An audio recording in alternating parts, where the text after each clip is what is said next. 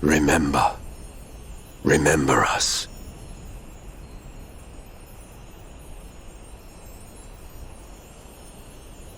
Remember that we once lived.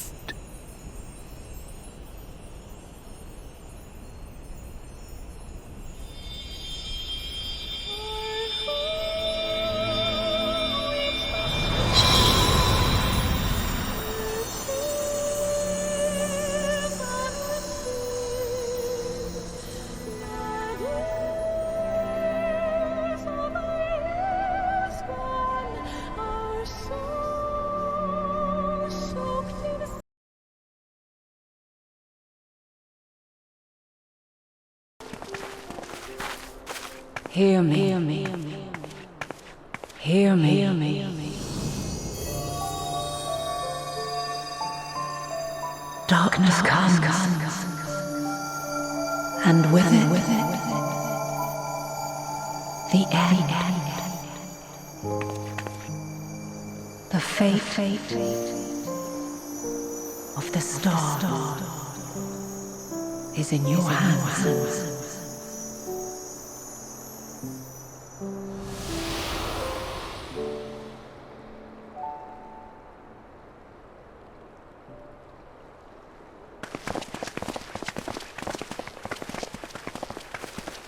Everything all right back there?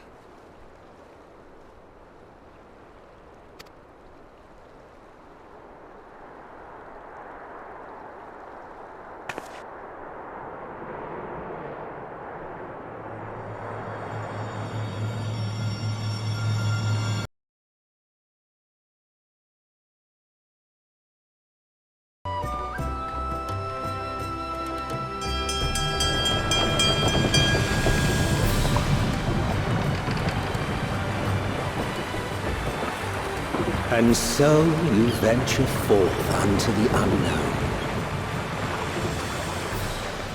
A fate beyond the horizon that cannot be divined.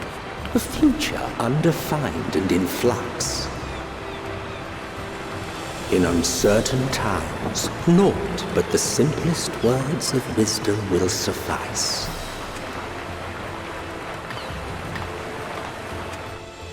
That which lives is destined to die. Love leads to loss. Every beginning has an end.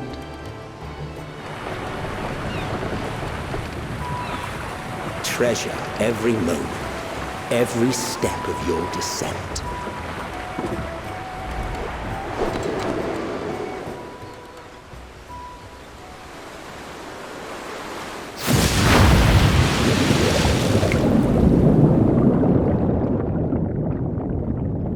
And there, in the depths where souls and stars rest, find your truth.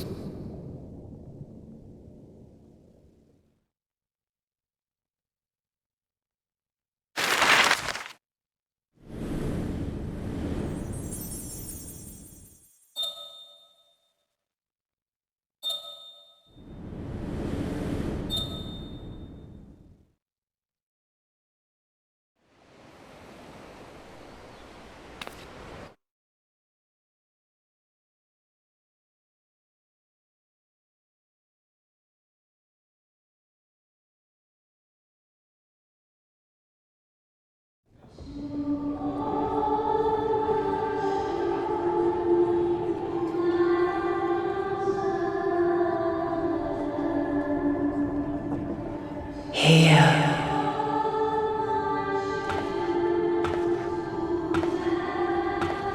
Feel.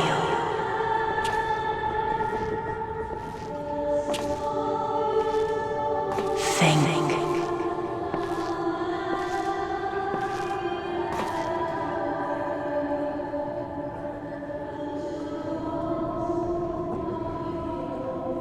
The day has barely dawned, my fellow earlier riser.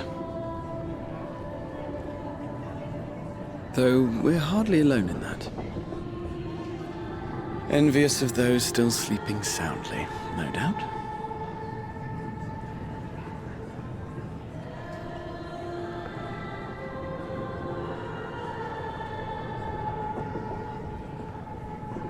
Called out to you, you say? I've heard nothing myself.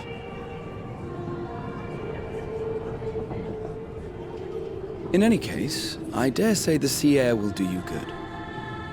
Why not join the others on deck? Sharlayan should be coming into view at any moment.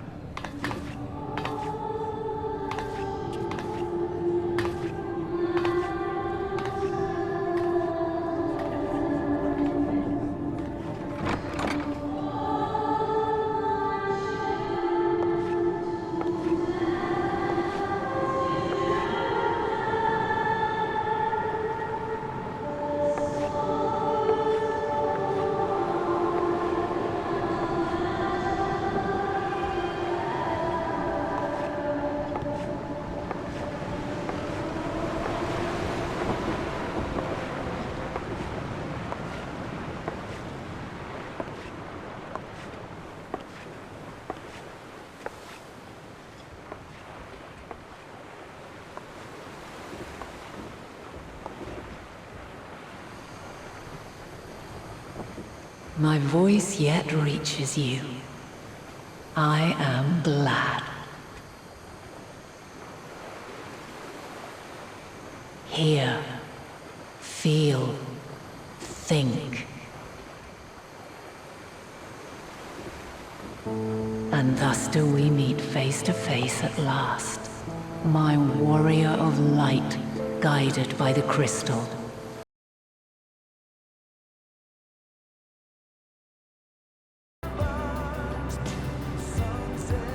Hello everybody.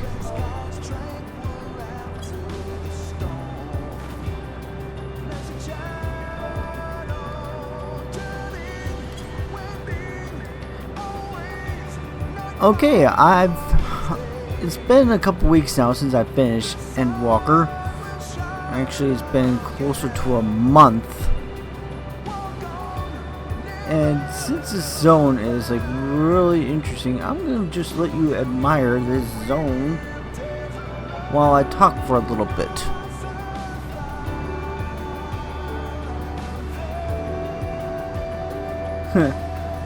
Alright, now this is my full spoiler review for Endwalker. So I am obviously if you have not seen this zone, well, I apologize. This is the final zone of the expansion, and this is actually the very last spot that I stood in before I did the final dungeon. Now, I'm just gonna mention a couple things here. I'm gonna divide this into separate parts. Now to start off with, I'm gonna start off with the dungeons. Now, the dungeons, as I said before in my spoiler free video, these dungeons were amazing. Especially, I'll show you the listing of them. Like, here's the Tower of Zot. Everybody pretty much has seen this dungeon. And the Tower of Babel.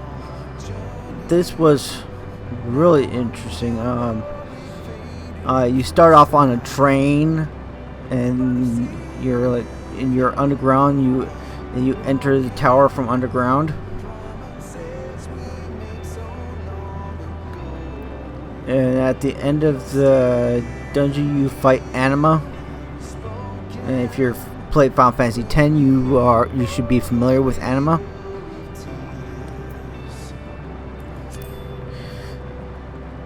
Venat's body.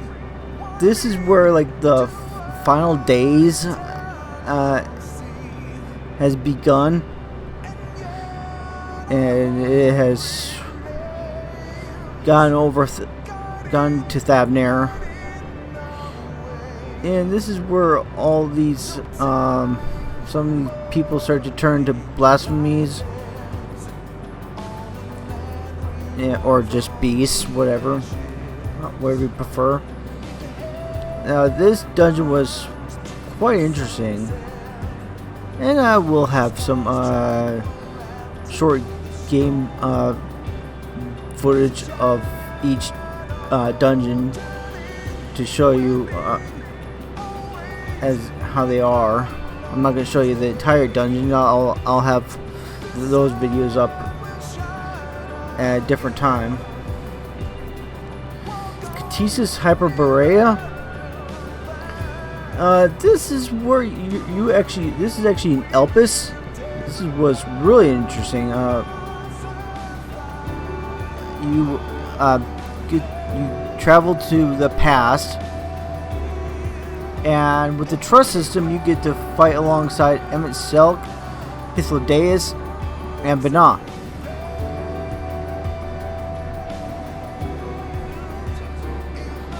And that was a fun experience. I really liked that.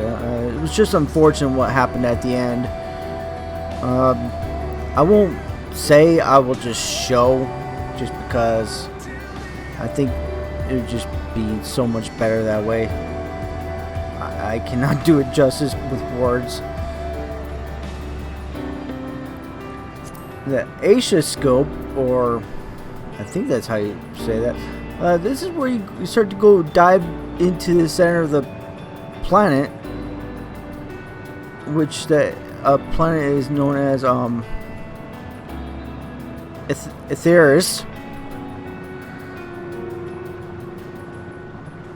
Which is kind of an interesting name. I mean, it's kind of obvious where it got that name from.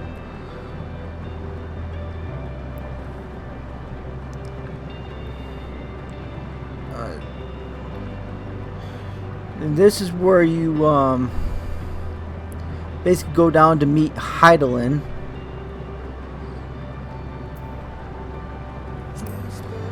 And the Dead Ends. This is the final dungeon of the story for Endwalker. And it is in this area right where I'm standing. You basically experience the end of life for different worlds. And it was quite an interesting experience. You actually see 3 different worlds in this dungeon. Much like this area. This area shows like basically 4 worlds.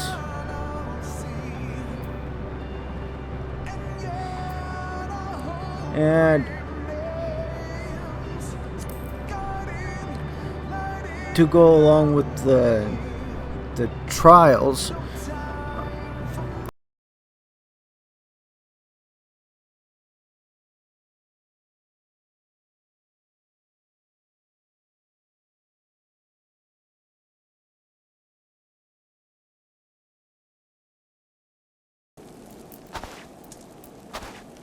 Here.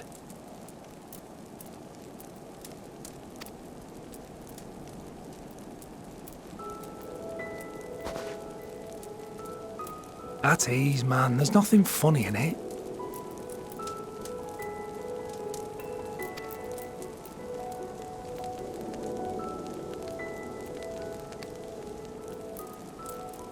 I'm from Alamigo, but was a conscript until recently. Used to eat this with the officers.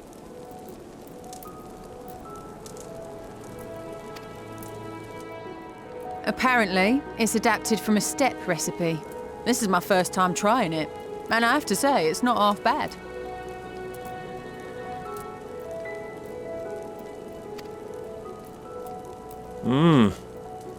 It's a bit too flavorful for my liking.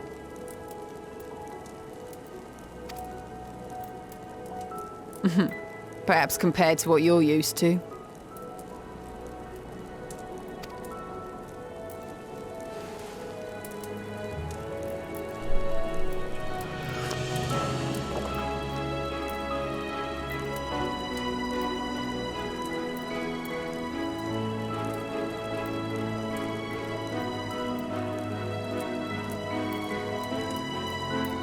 the little things that make life worth living, don't you think?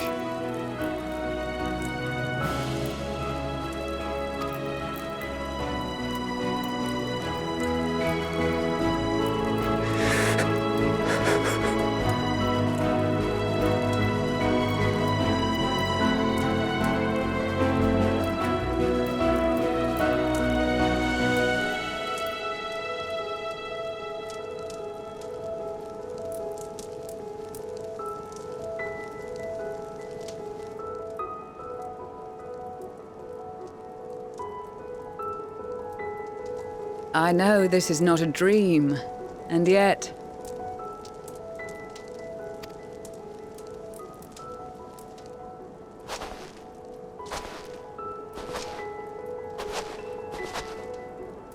I felt the same way at the Dragon Song War's end. Every morning I would step outside and need to be reminded that it wasn't my imagination, that my world had been forever changed.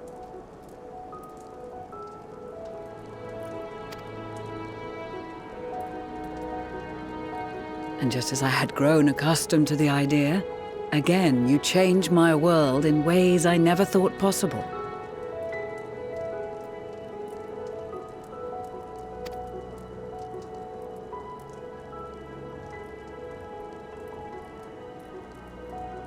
Were it not for you and your fellow Scions, the rifts between man and dragon and myriad tribes might never have been bridged.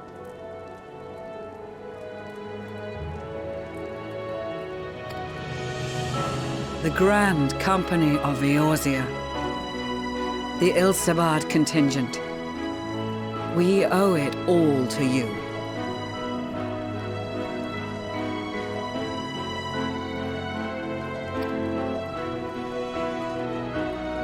We've shed many tears in recent days, of pain and sorrow, triumph and joy. I much prefer the latter.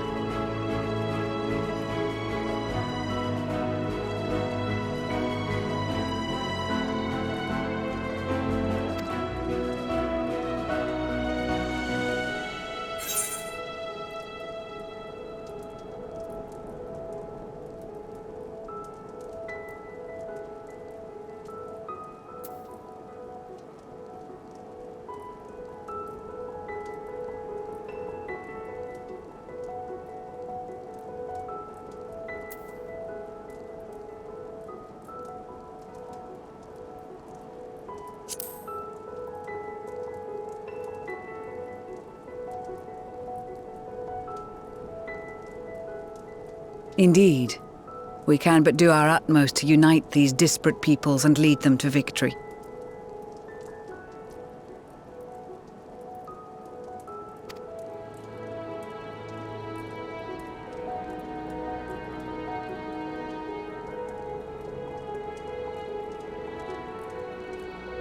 It is a remarkable achievement. Everything that I and the Populares had hoped for, and more.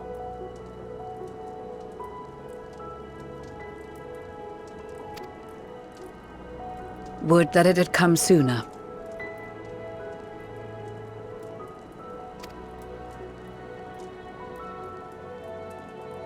Indeed. Too many are not here to see it. And yet, there is a warmth in my breast, as if they still share in this moment.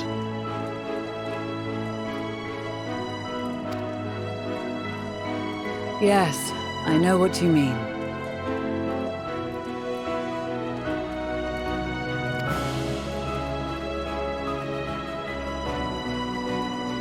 On a night like tonight, the wind and cold seem to pass me by.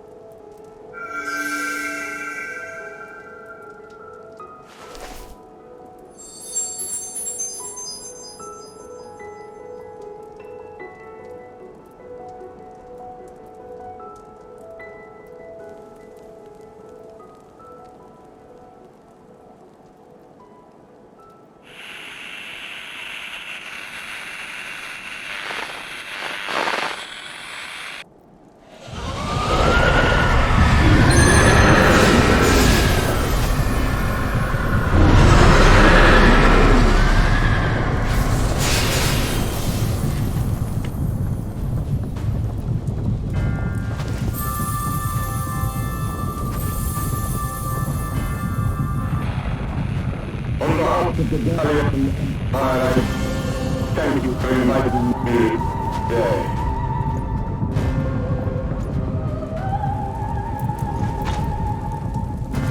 What? Emperor Varys?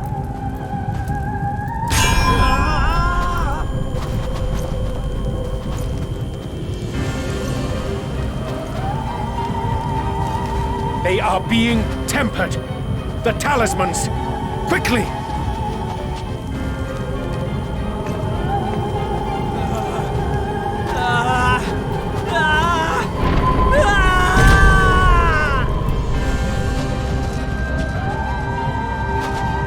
Save me, brave hero! Ahem. My lord has requested your presence, and I would hate to disappoint him.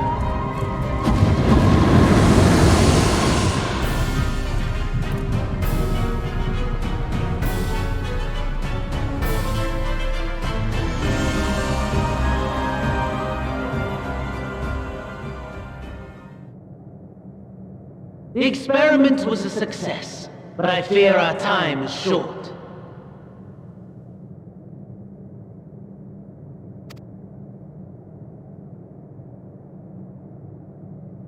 I shall begin the preparations.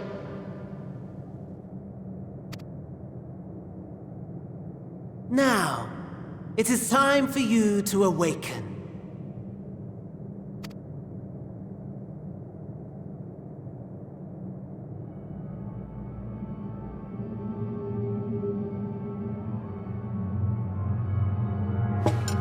Good morrow to you. Here, have a taste before it gets cold. Oh, but be sure to remove your helmet. Take a moment, too, to familiarize yourself with that borrowed flesh.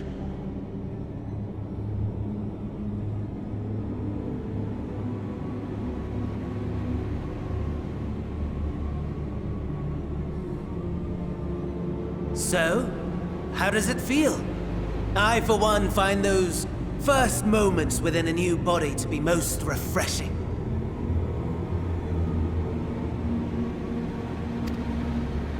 We had a Magitech engineer by the name of Aulus to thank for this method of soul extraction and implantation. I believe the two of you met briefly in Alamigo.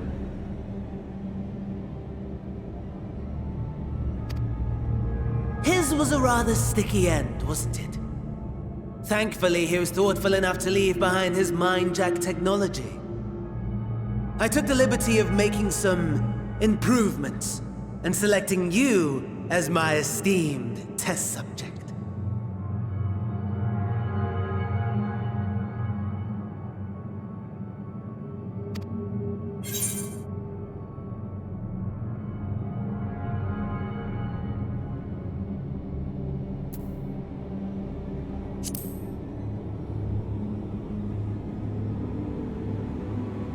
And permit you to go on a righteous rampage instead of partaking in this delicious meal? I think not.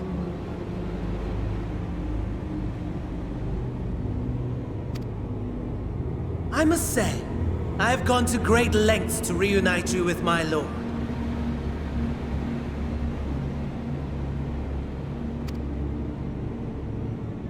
When I discovered that his friend was in this neck of the woods, I suggested inviting you over for dinner. He never deigned to respond, but I took his silence as a resounding yes.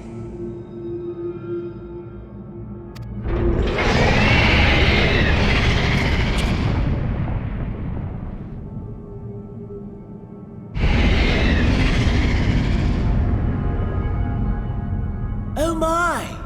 Daddy is pleased his grumpy little boy has finally found his playmate.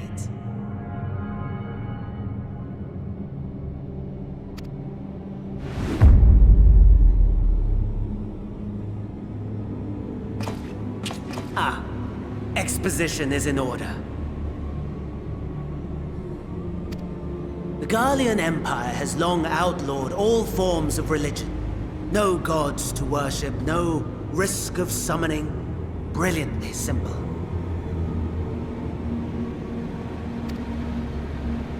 But people being people must turn to something or someone in their hour of need. Who then?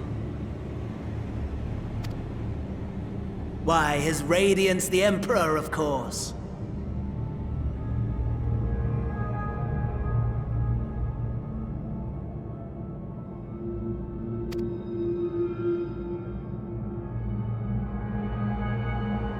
As you have observed firsthand, Garlemald has seen better days. The legendary Solus Zos Galvus, dead. Provinces near and far in open rebellion. Our bold new emperor assassinated. And that last one even sparked a civil war. What rotten luck. The people cried out for salvation. Their earnest pleas, one might even call them prayers, a supplication united for the Empire to reclaim her former glory.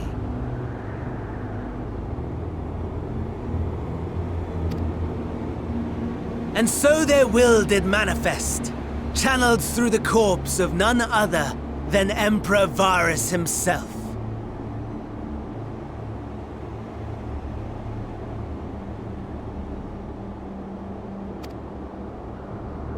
And lo, the Savior was born, the embodiment of the Garlean spirit, their anima.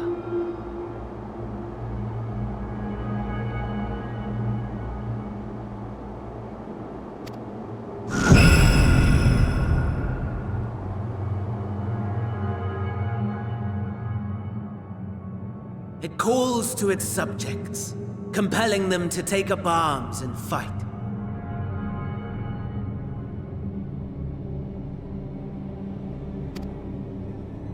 And just as the wealth and power gravitate towards the Empire's capital, so too does ether from every corner of the globe.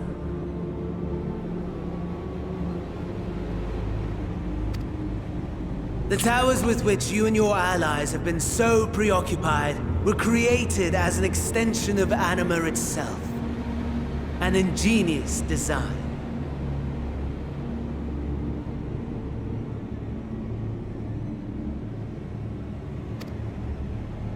Would you not agree, my lord?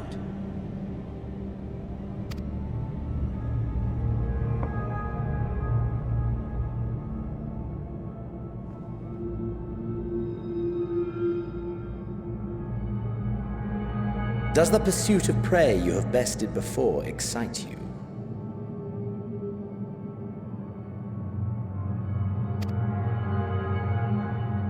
Of course not.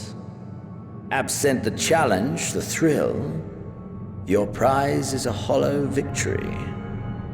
Butchery.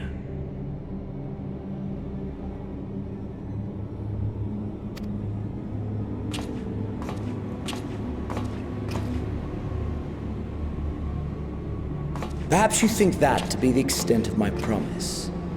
I have no doubt fallen in your estimation since Alamigo.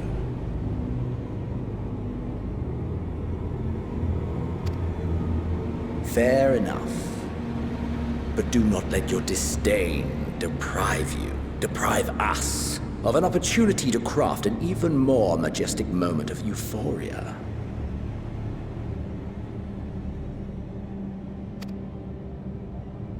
I have been honing my craft as I set the stage for our reunion.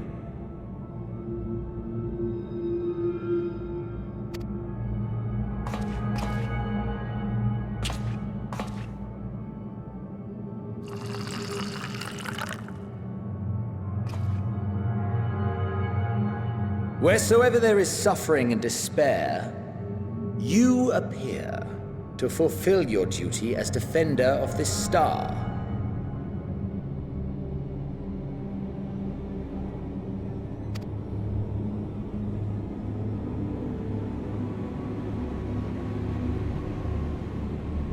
The chaos and destruction that my hordes have wrought are my gifts to you alone.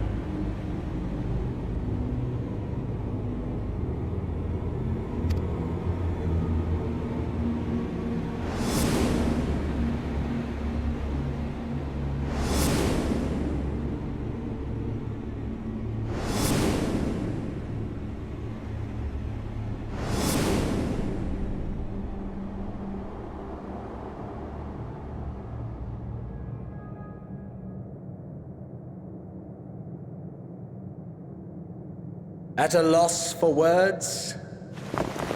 No matter. As you will learn, I have only just begun. Oh, will you not finish your meal?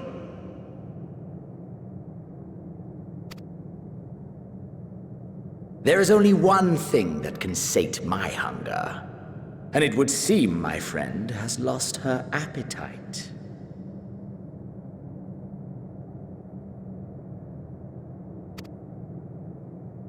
I hoped this display of civility might prove an entertaining diversion, but clearly we are above such pretensions.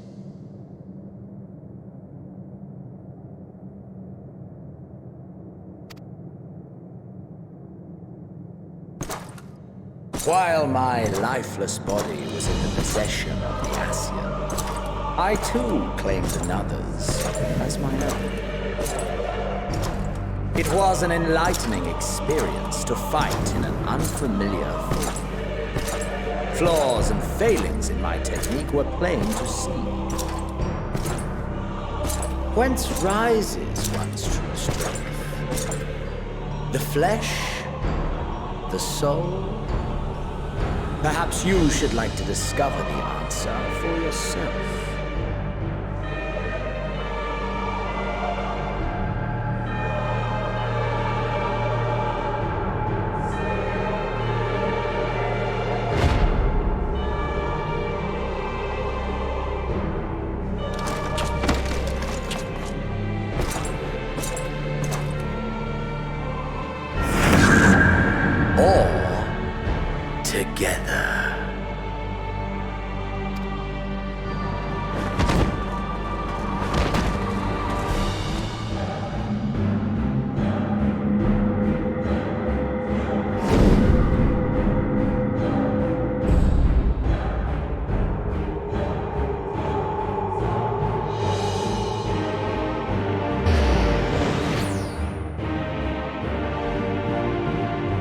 Dear!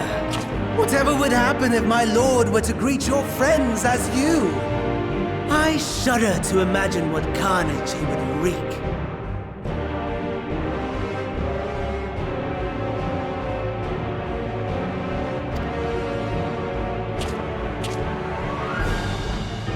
We'd better hurry if we want to avert the bloodbath. You can thank me later for my generosity.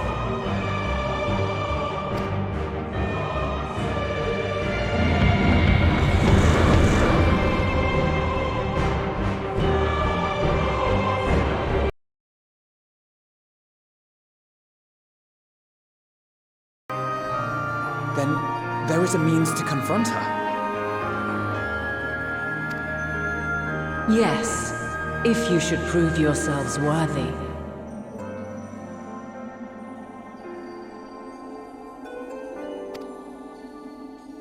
Hark!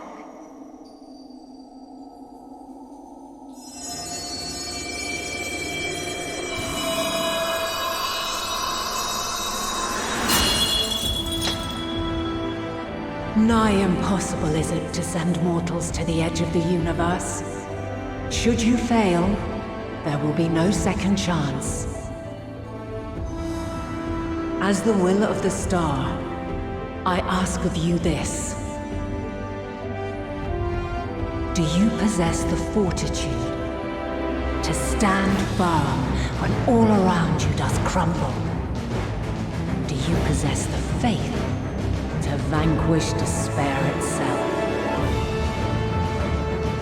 Should you lack the strength to best a supreme deity, I cannot allow you to make the journey. You must leave this star and never return.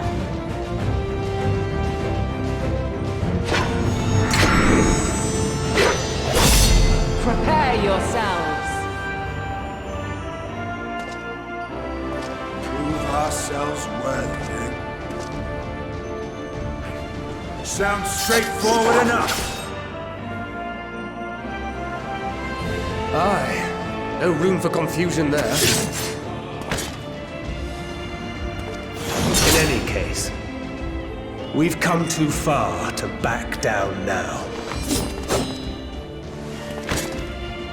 I am of the same mind. What power I have, I shall bring to bear. The three of you seem to be forgetting who we're up against. It's not every day we battle a divine being of untold power. Well, not quite every day. Do try not to get underfoot. Needless to say, there'll be no margin for error. Let us hold nothing back.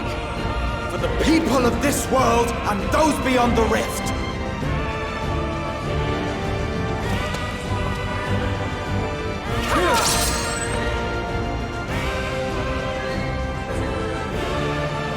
Alas, the question I posed to thee in Elpis hath remained unanswered these long years. I would hear thy response, warrior of light. Shouldst thou emerge victorious?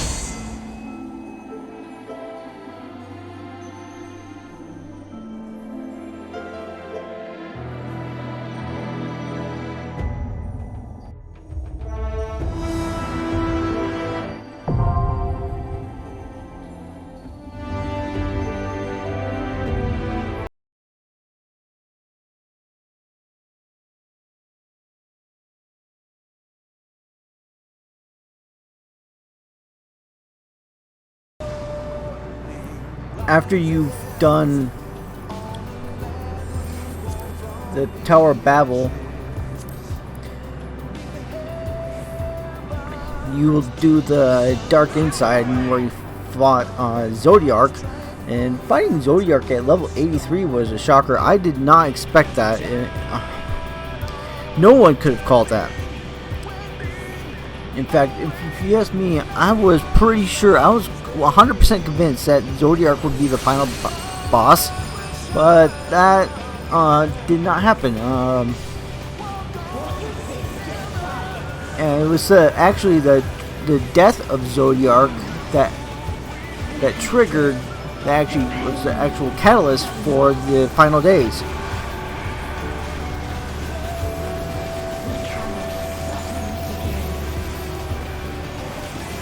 So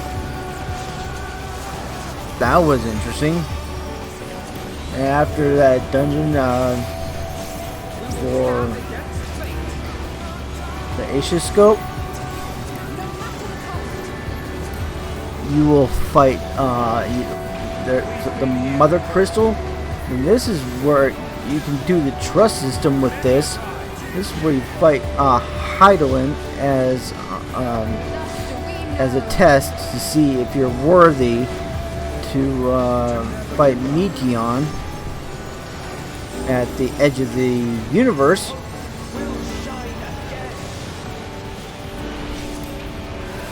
And here's actually Meteon. Right after the final dungeon, you will encounter Meteon, or as this would probably put it, Endsinger.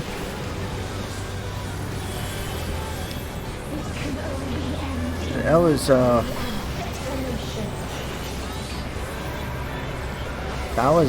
also quite a bit of an interesting experience. I was actually I was hoping that I could use a trust system for this, but that did not happen. The only time you got to use a trust system was the Mother Crystal when it comes to the trials.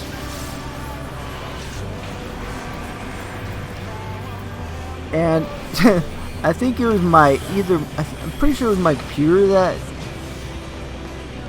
was having issues with the fight, or it might have just been or the servers might have just been so busy that might have been the problem, but I'm not sure.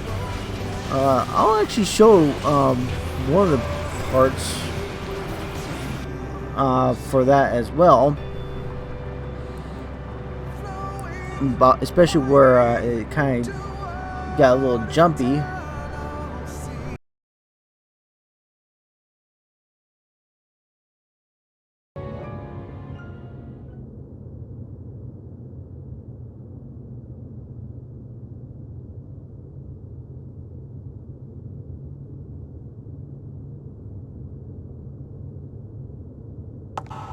You mean to return to the world where you are hailed as a hero.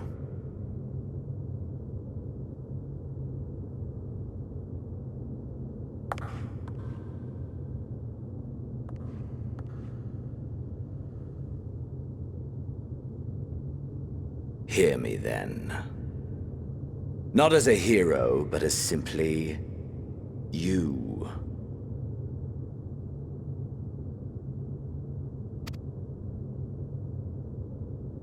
As I learned in Alamigo, you are a formidable foe. Stronger than any I have faced. Against you, I need bring my all to bear.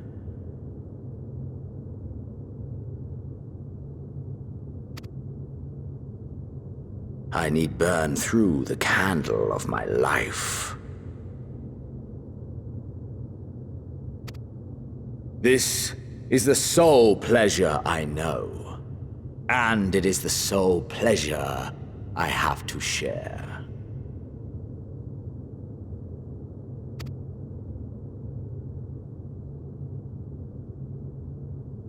And so I come before you to issue challenge and offer singular bliss. If you wish to walk away, I will not stop you.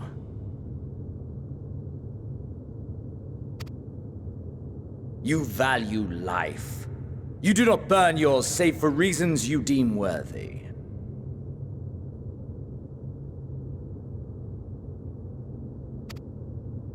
Reasons such as those which brought you here. The salvation of a world and its people. The motives of a hero true.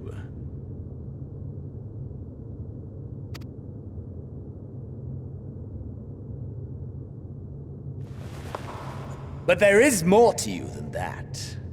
You know this to be true.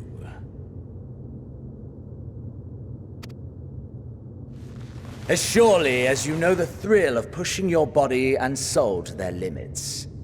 Of confronting ever mightier foes, dancing ever closer to the precipice, wondering if this will be the one to finally fill the void. Such pleasures you seek for their own sake, and no other reason. Is this not so, adventurer?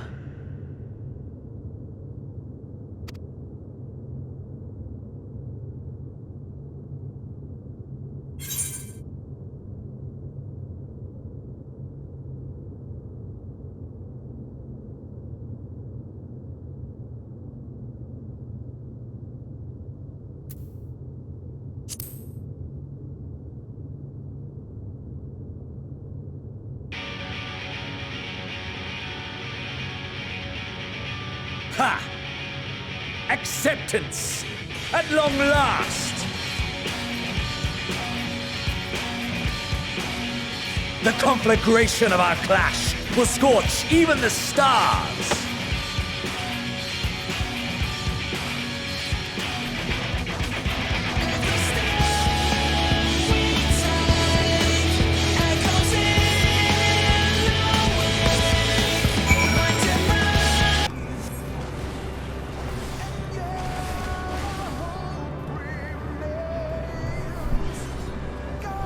Okay, now that's content for like the dungeons and trials. Now I'm going to talk about like some of the other solo content.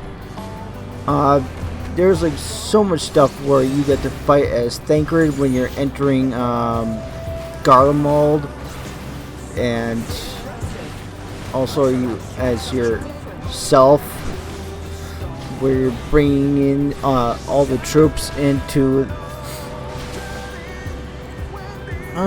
basically do negotiations, and that whole thing was interesting. It actually took me a couple attempts because I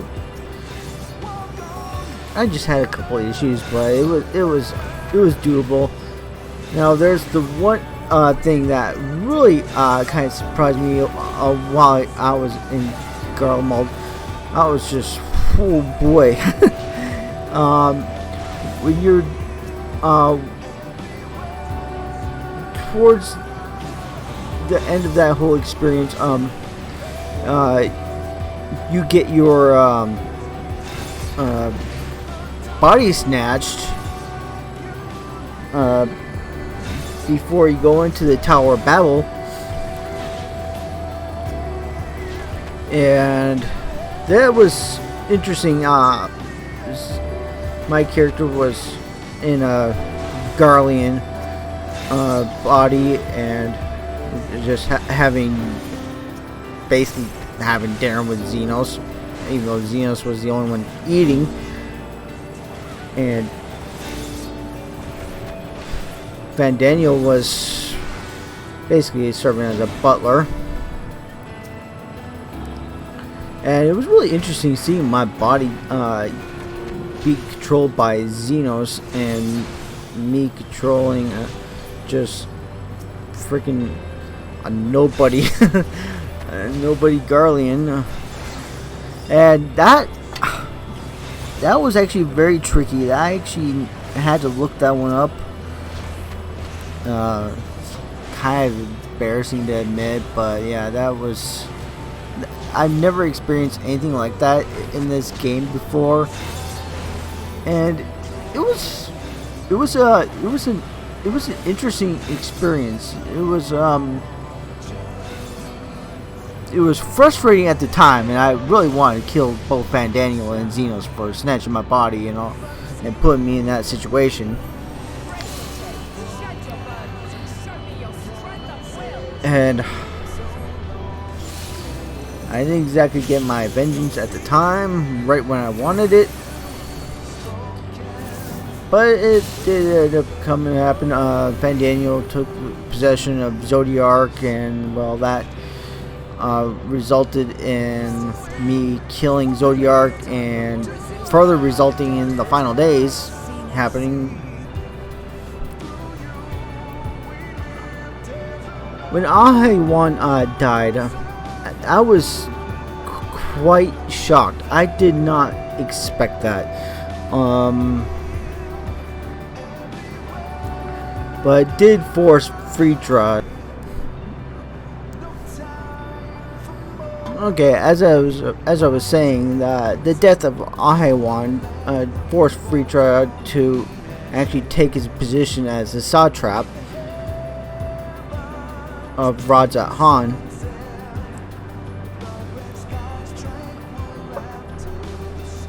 And while that was going on, it was really a shocker to see everyone's bodies be transformed into those beasts. Now, some of the characters that were transforming, I did not have any sympathy for, but some I did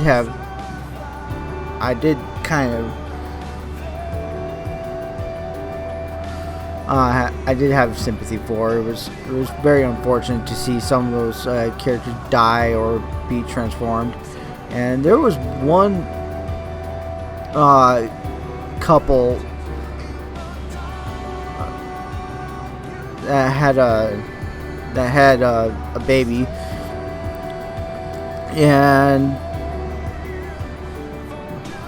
the husband, the father, ended up dying from wounds. And this part of the story was kind of sad. It really did kind of get to me. I was kind of hoping that they would be okay. And the mother, I was actually thinking that she was gonna live, but she ended up getting her body. She was thrown into a body of water with her baby, and her baby actually survived. I'm actually kind of surprised, and I guess I guess with my character's swift action, I wasn't able to save mother, but I did save the baby.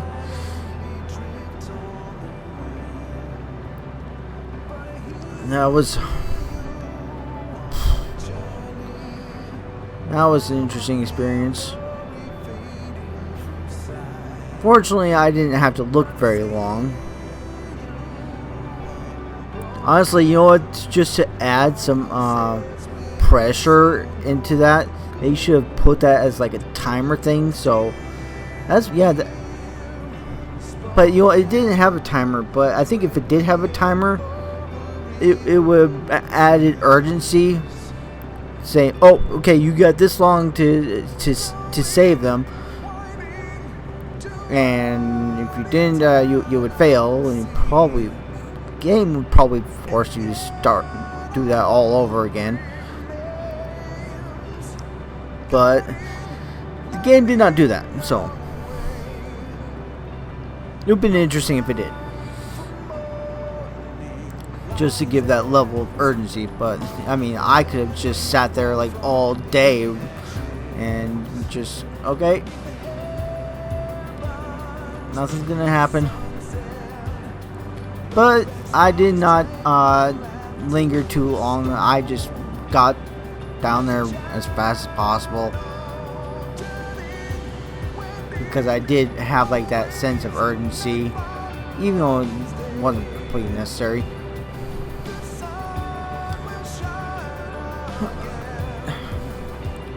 Now we're going into like one of my favorite segments of Endwalker. After this whole thing has happened, we learn about how the final days has started, how these people started transforming, and the first transformation, and that whole thing brings me to the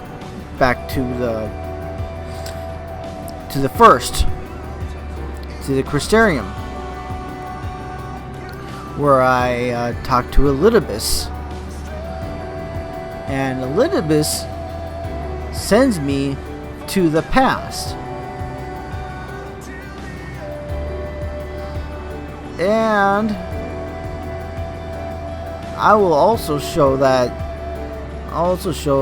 some of the clips from that whole thing, that experience, because wow, that was the best experience in the story. I loved everything, every second that I was in the past. I just loved every second of it.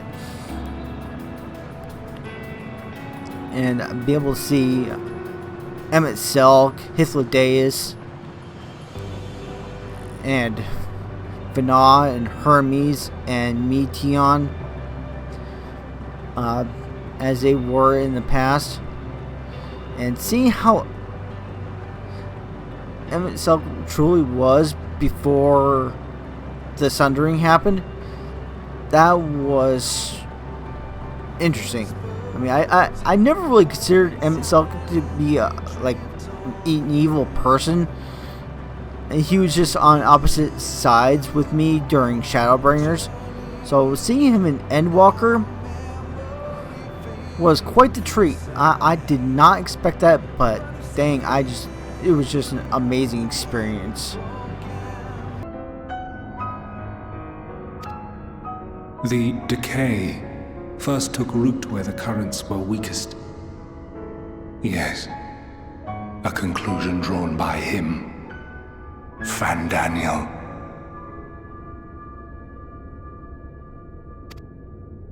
Not the him of here and now, but as I knew him, long, long ago. Having shed light upon the phenomenon, he dedicated himself to devising a countermeasure. Were it not for his knowledge of the Celestial, we would never have made the connection, and thence forestalled the final days.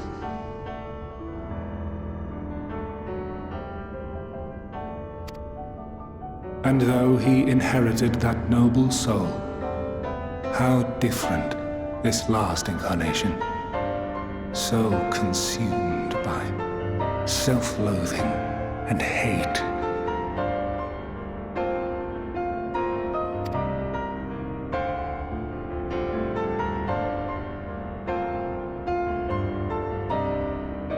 Elpis. Yes, the name is familiar to me. Yet I know it not as a flower, but a place.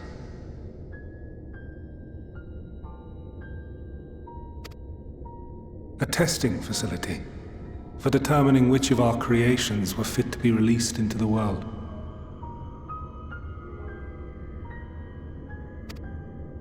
Many worked there, and before joining the Convocation and assuming the title of Pandaemonium, he was their chief.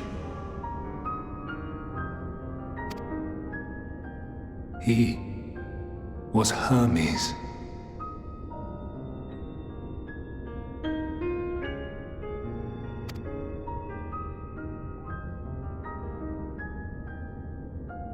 That is all I know. The crystals tell little of the lives the 14 led prior to their induction.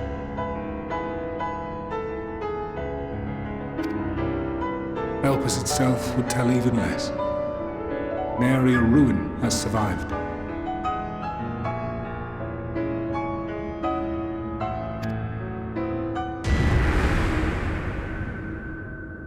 Wait. I saw you there. In Elpis.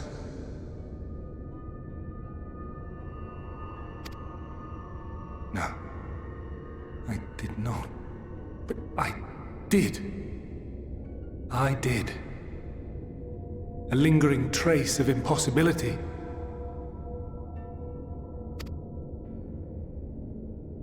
And a truth that fills my heart.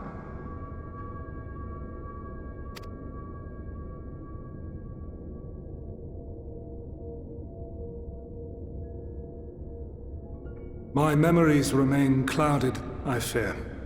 However, they have revealed to me one possible course. You must travel to Elpis, to the time when Hermes served as its chief.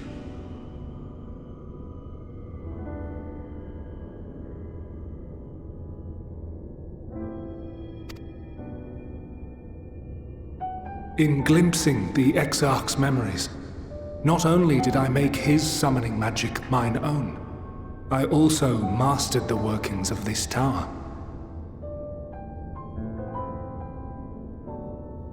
Which, having absorbed my empowered essence, now harbors an abundance of energy. As such, I believe I can deliver you unto the past, unto that place and that precise moment.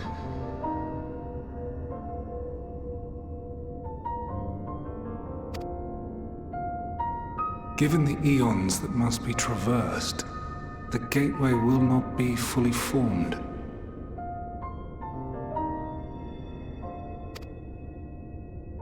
Your form will be less tangible still than those warriors of light I had summoned.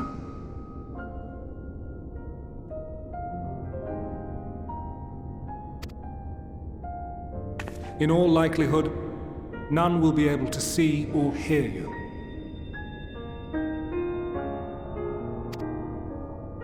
Yet even should you manage to interact with others, you will be unable to effect meaningful change. For the reality you wish to save, the reality to which you must return, exists as a result of the final days. You cannot reshape the past to undo the tragedies of the present. Cannot unmake the sorrow and suffering fated to come.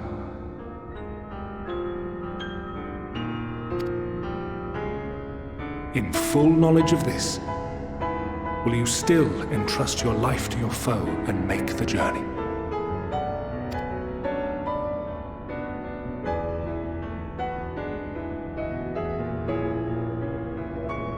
Very well. I shall cast you unto the river of time. Let this be my final act. You must input the commands. I no longer have the authority. First, you must reconfigure the systems, that the tower's ether may be channeled for the magic.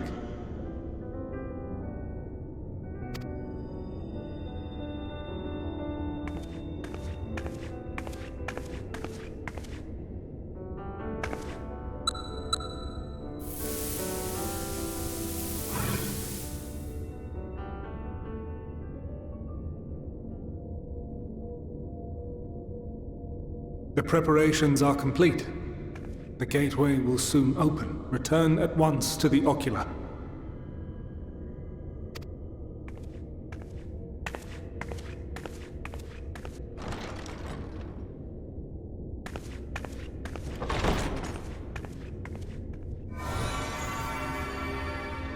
All appears to be in order. The ether flows unimpeded.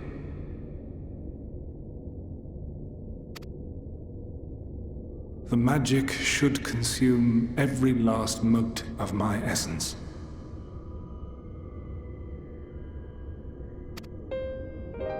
Why are you surprised? Did I not say that this will be my final act? Lord Zodiark is no more. There is nothing for me here. The ones I love and long to see again are waiting in that promised land, beyond memory and dream.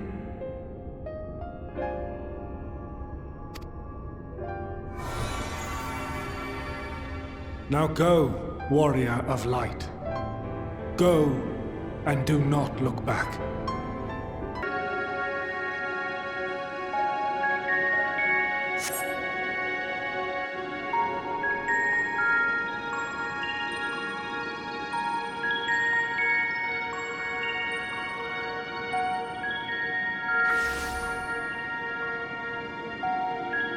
And here we are, Elpis.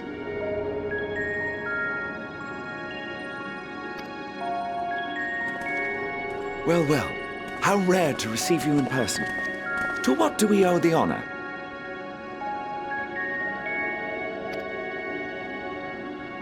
Oh, just a few odd tasks. We'll be here a while. You're welcome to stay as long as you see fit, of course. As a matter of procedure, however, I must ask that you kindly remove your masks.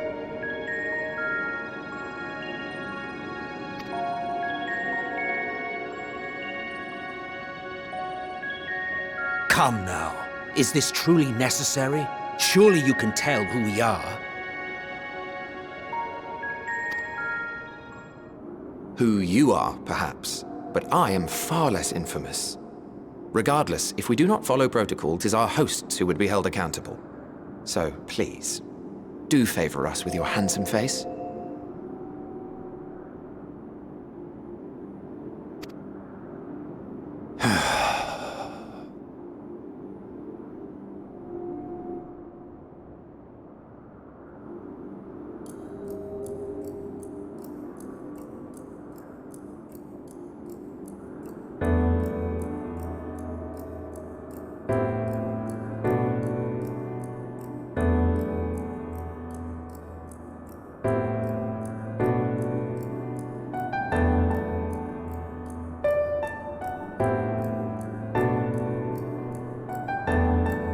Satisfied?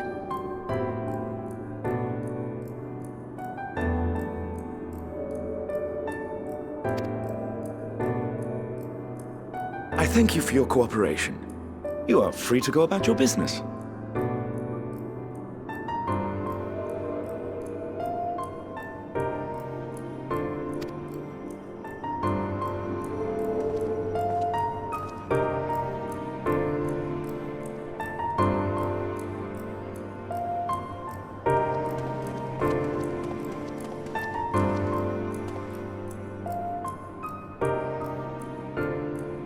By the by, you see it too, yes?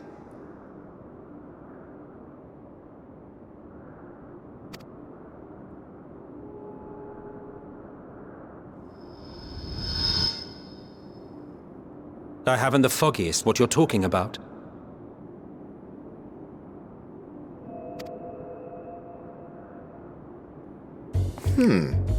That's odd.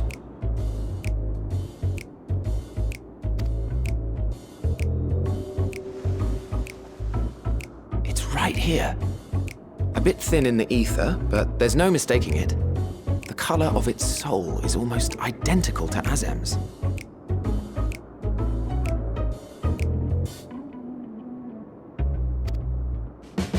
Do you suppose she created it?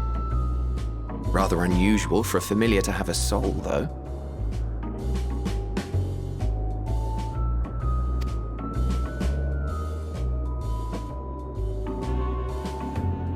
Don't ask me. All I know is that it's trouble. Doubly so if it's her spitting image.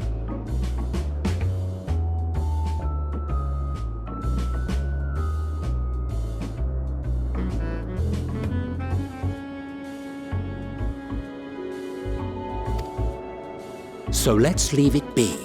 Come now.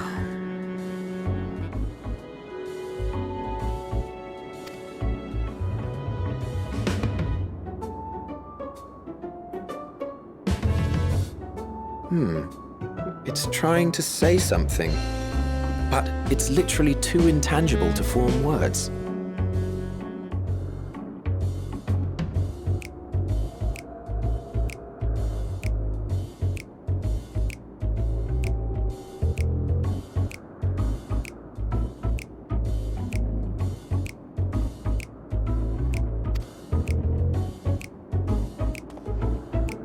Why don't you give it some ether? Spare a snifter of your bounteous reserves.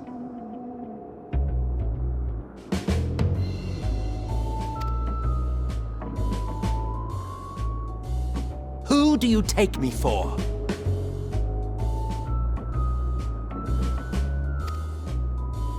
Why, a dear friend, of course. One who wouldn't let acts of kindness, such as my accompanying him on errands to far-flung outposts, go unrewarded?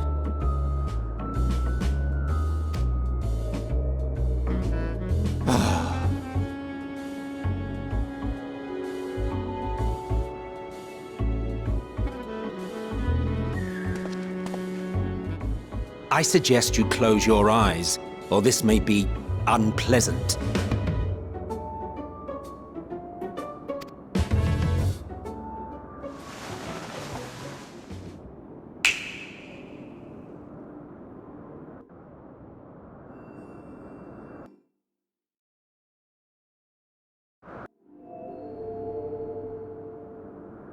You may open your eyes.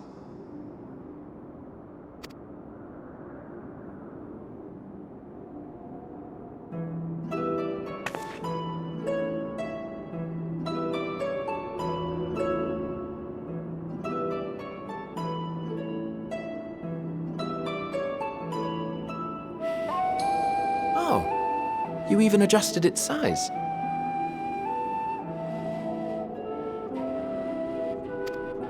The better to indulge your whim. This way, it will be easier to communicate.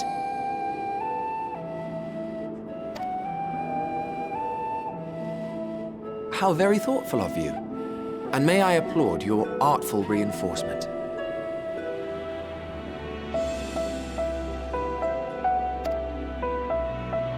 Without further ado then. Greetings!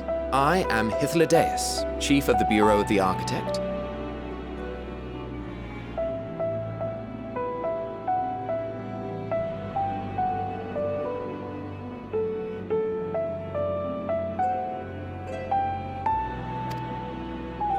Sulking beside me is the most honorable Emet-Selch of the Convocation of 14.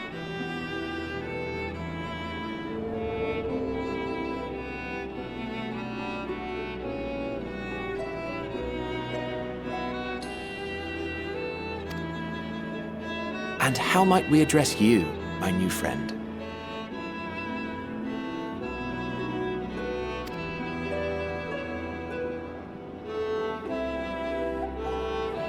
fine name. And I'm pleased to see you understand our words.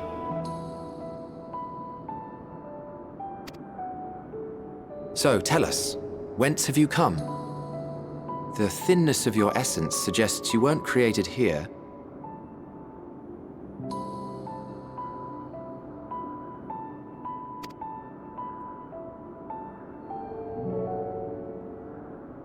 You do not know? Or cannot say? Allow me to ask a different question then. What brings you here?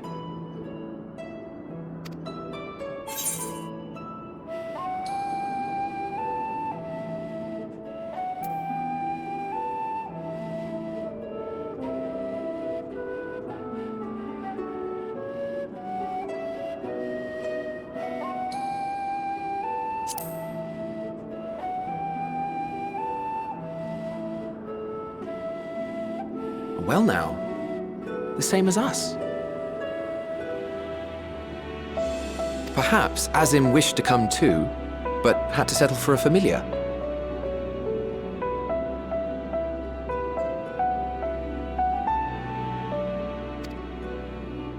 If she truly wished to be here, then she would be.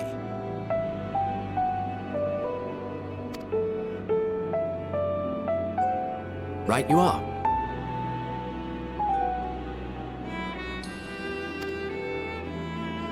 My apologies if we've given offense.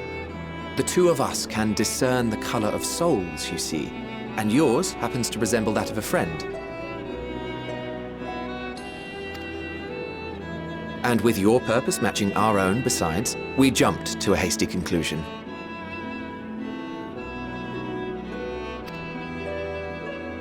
We are here to speak with Hermes, the chief overseer of this facility, which we also intend to tour in order to gain greater insight into the man's work.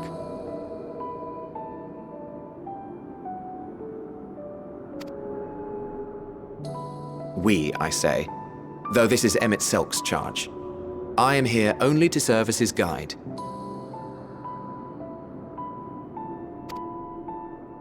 And I should be happy to serve as yours as well, by way of an apology for the misunderstanding.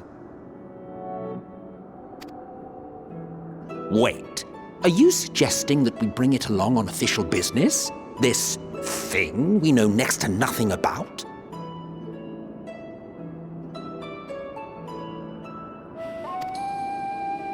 If you harbor suspicions, better to keep it close than leave it to its own devices. Wouldn't you agree?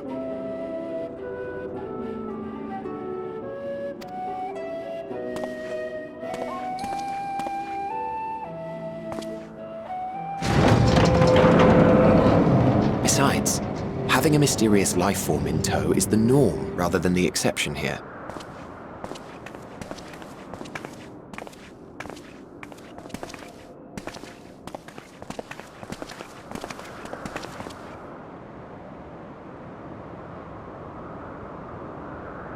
Welcome, my friends, to the testing ground of creation at Heaven's Edge, Elpis.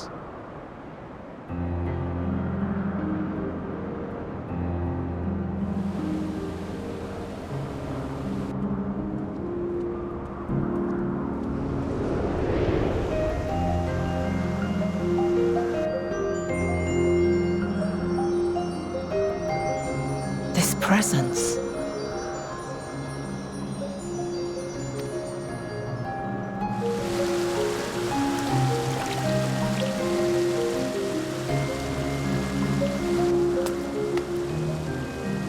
Hermes! Visitors! We have visitors!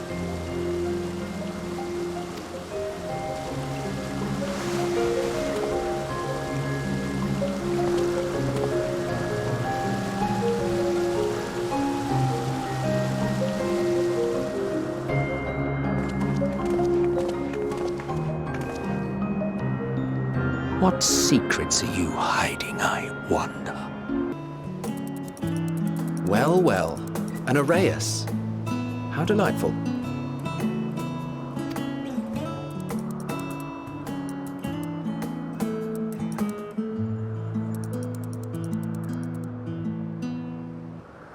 And what, pray tell, is that?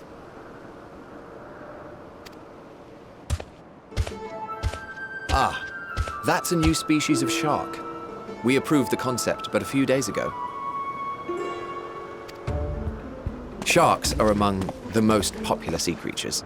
Rare is the day when someone does not submit a new concept. At first, they were largely orthodox, consideration given to such things as size and environmental impact. And then a whimsical someone thought to bestow it with flight, another superior intelligence. And then the floodgates burst. Concepts with multiple heads, or arms and legs, and so on and so forth. It was getting absurd.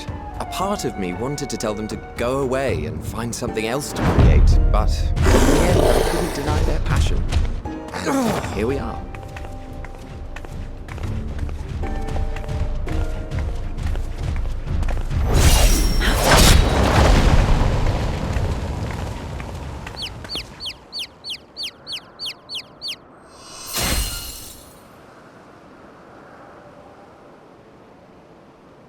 That was too close. Are you unharmed? Well now, if it isn't a pair of familiar faces. Venat, that we should meet you here.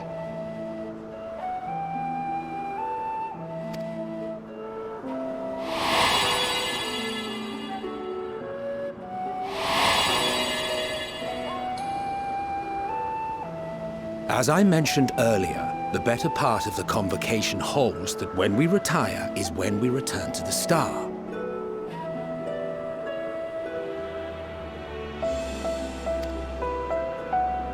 Well, she is not among said majority. Even after stepping down, she carries on with her work.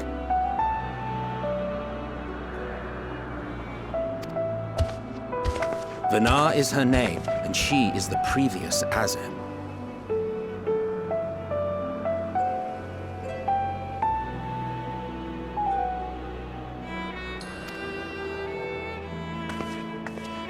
It has been a while, Hythlodaeus. You look well.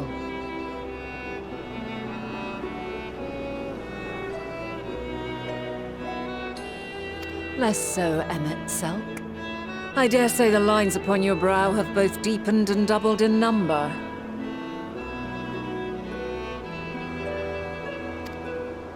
A shame for one so young. You must make an effort to frown less often.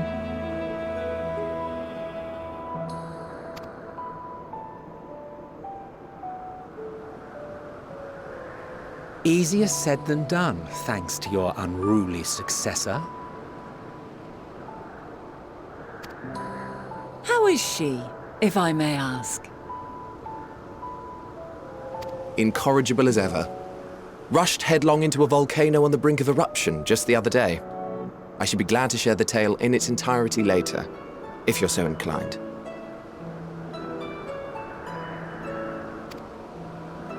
Huh, you know I am. Now then, you are?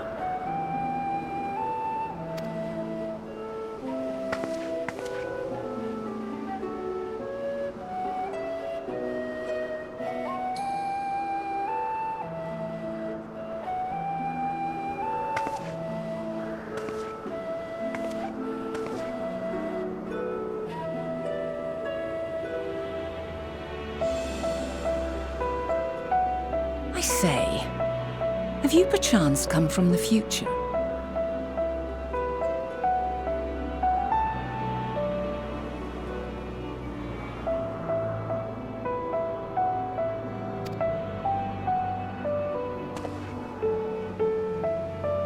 I do not believe we have ever met, yet I sense my magic upon you.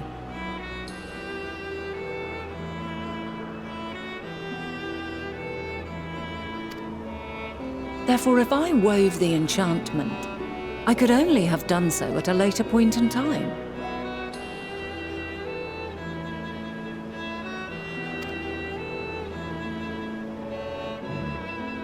What manner of magic is this, if I may ask? A traveler's ward, of course. It prevents the corruption of one's ether.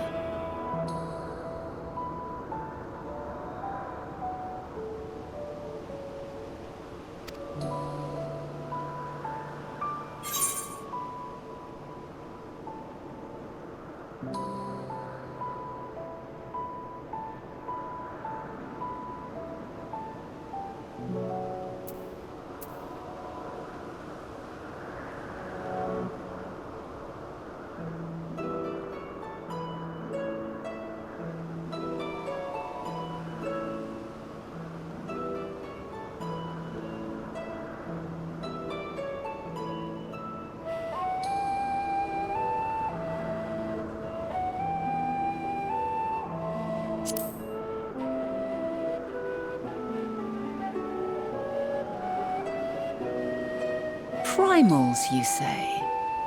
I'm not familiar with such beings, but if they enthrall by warping the balance of ether, then yes, the magic would afford you a measure of protection.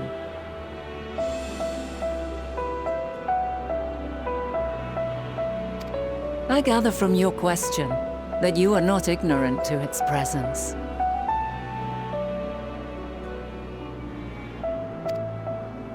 Hold on. From the future? That's absurd.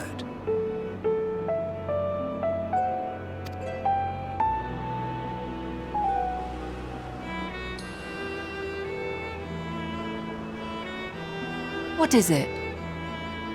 Are you unable to speak of the matter?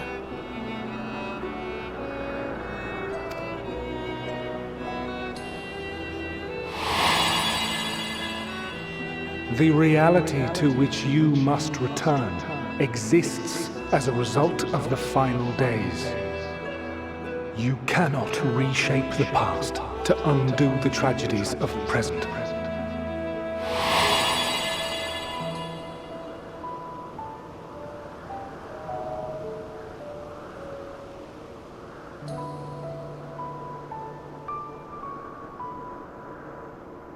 So, your actions here will not change your history, but they may yet affect the course of ours.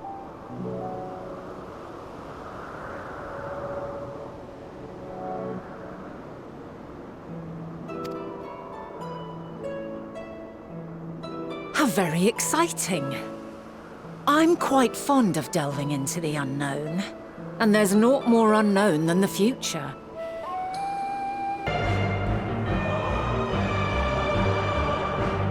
Who are you to decide our fate?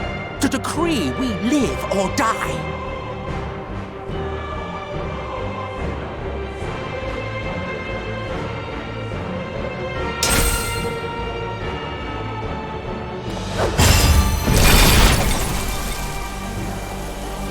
Have you lost your mind? You heard what she said. She means to destroy us all, yet you'd still take her side? In the name of the Star, we have discarded those creations that we deemed flawed.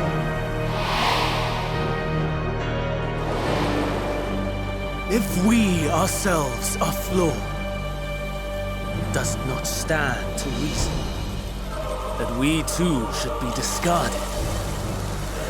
That is sophistry, and you know it! Perhaps it is.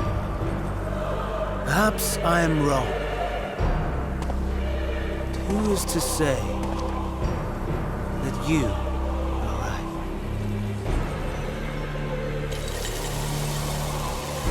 Let us settle this with a determination. In my authority as Chief Overseer of Elpis, I will make a judgment on man's fitness to exist.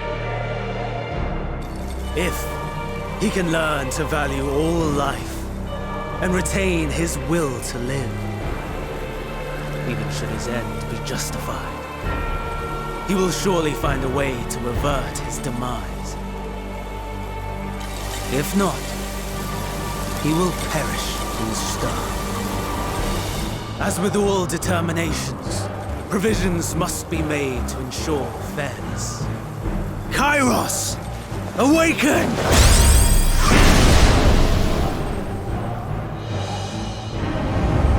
Memory reconfiguration system Kairos activated. Awaiting instruction. Command. Universal memory alteration. Target area. Ktisis Hyperboreia. Starting point. Arrival of Emet-Selch of the convocation at Propylaion. Endpoint. The present.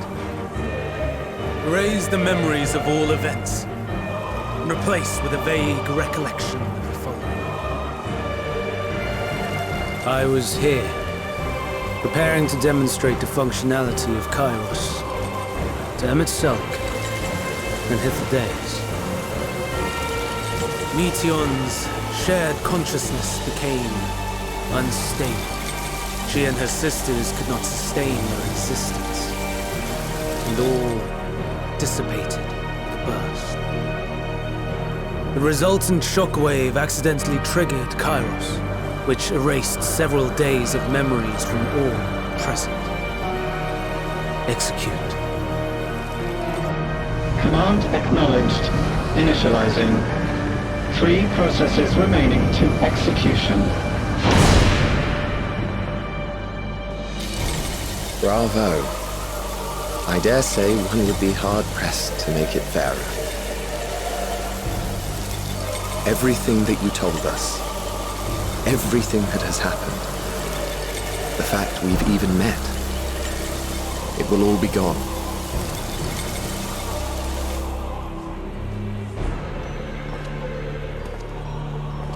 Go, Meteion. To the edge of the universe, where none can reach you. Hermes, won't you come with me? If you were to shed your flesh, I should be able to carry you.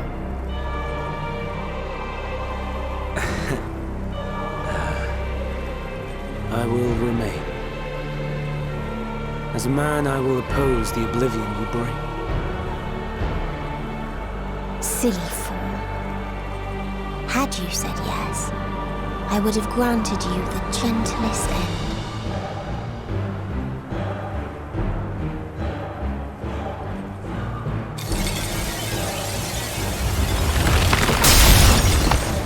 This ends here!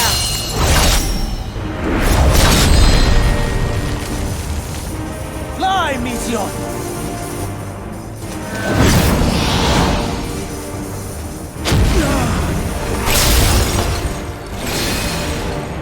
That is far enough, Hermes! Argos, to me!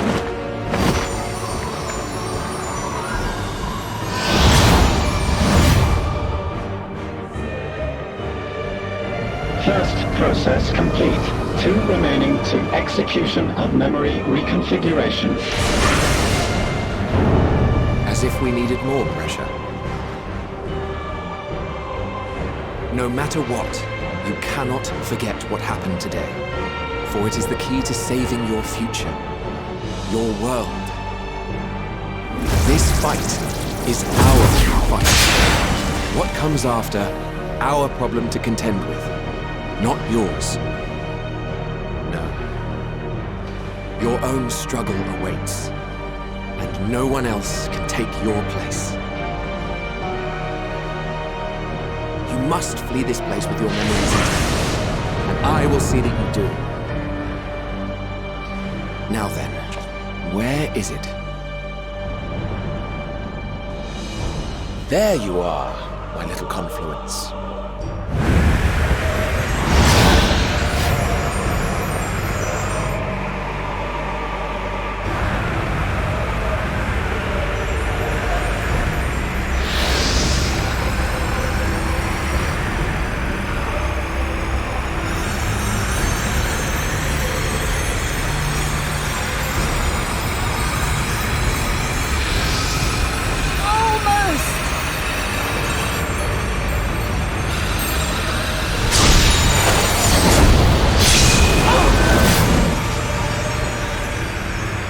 Very well then.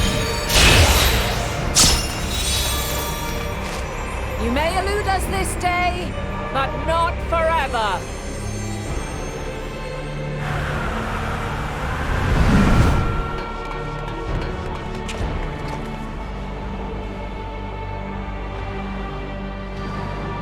Meteon's gotten away.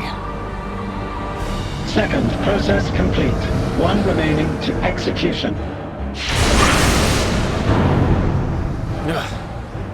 No time for brooding. Listen well. Beyond lies a spatial confluence that connects the interior sections of this building. I will destroy the confluence and force open a way outside. When I do, you must jump through.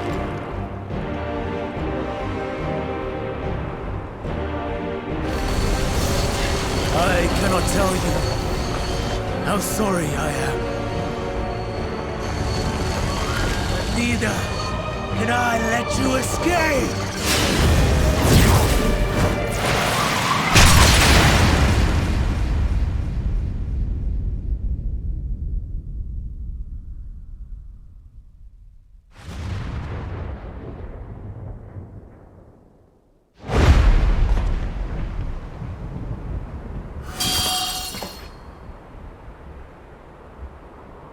Too brave by half.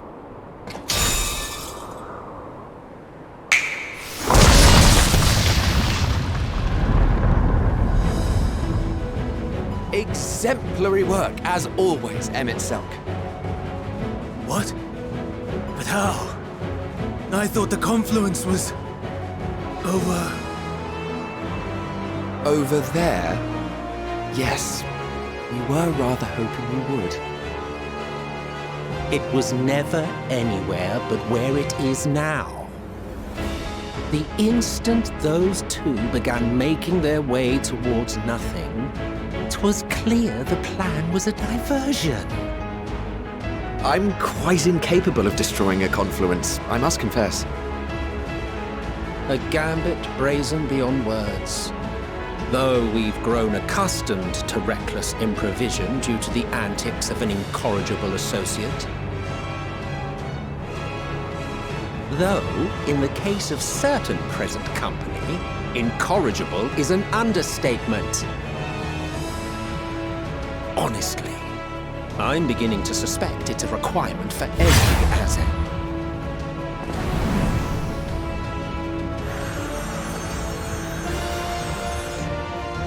There's no time! Quickly! Even now, I do not believe your tale. I would not suffer us to walk such a wretched path. Still, if it must be said, do not squander it, the legacy I leave you.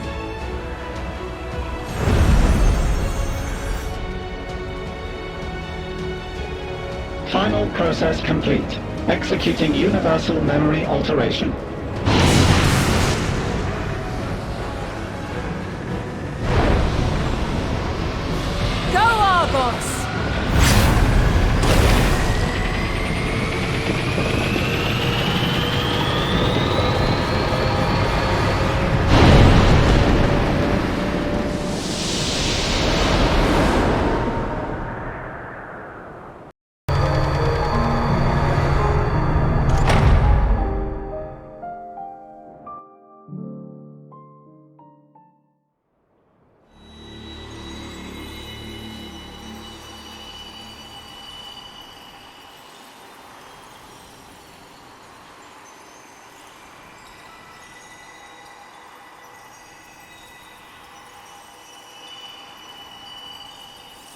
From this day forth, I shall strive to bring honor to the seat of Pandaemonium.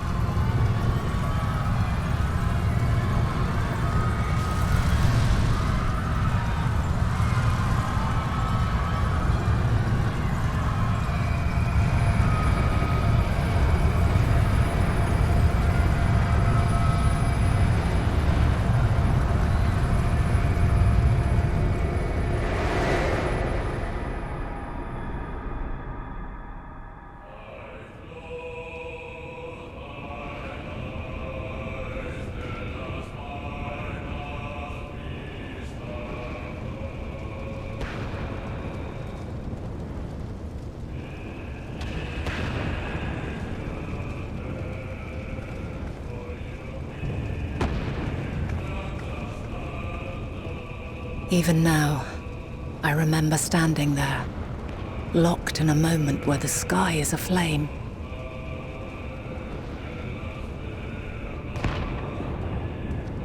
Where stars fall as tears, and screams darken the seas.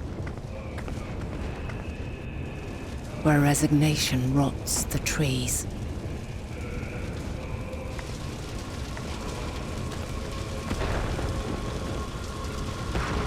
Where terror twists magics into abominations.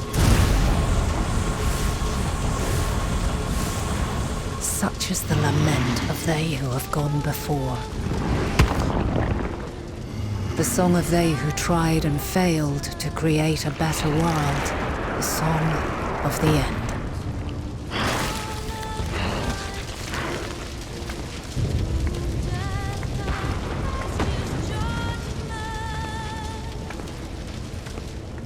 That which hides at the edge of the universe is no longer hope's creation.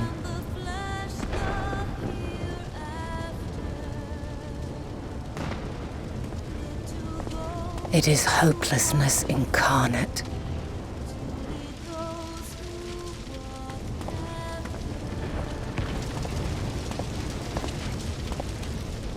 That day, mankind saw half of its number sacrificed to bring forth Zodiark.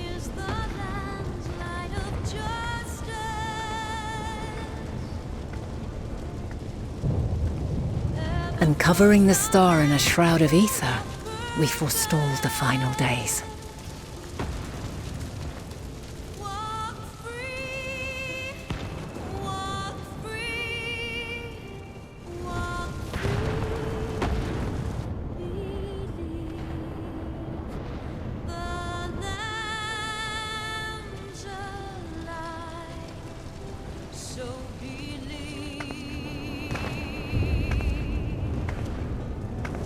Yet the cries echoed still. We wept for innocence lost, wailed for death inevitable.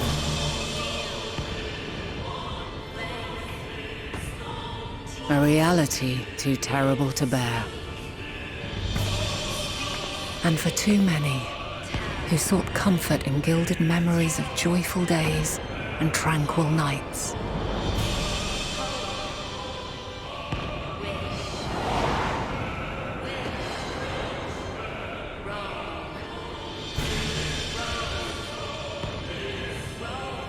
This is all wrong! Why must we suffer so?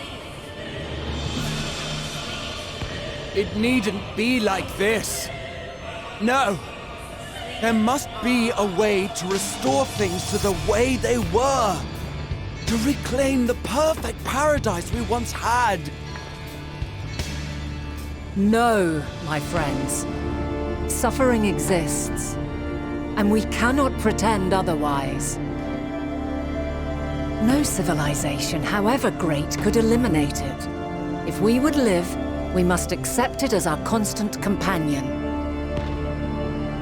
Let us not seek to forget this tragedy. Let us carry it in our hearts, that we may grow stronger and know true happiness. We can't accept it! We won't accept it! It will be ours again! A world free of sorrow!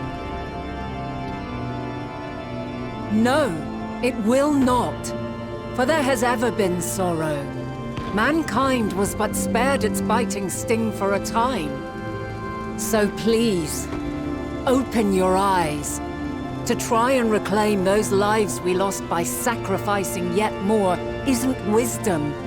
It is weakness. No paradise is without its shadows. If we cannot accept this truth and learn from our pain, then our plight shall be repeated.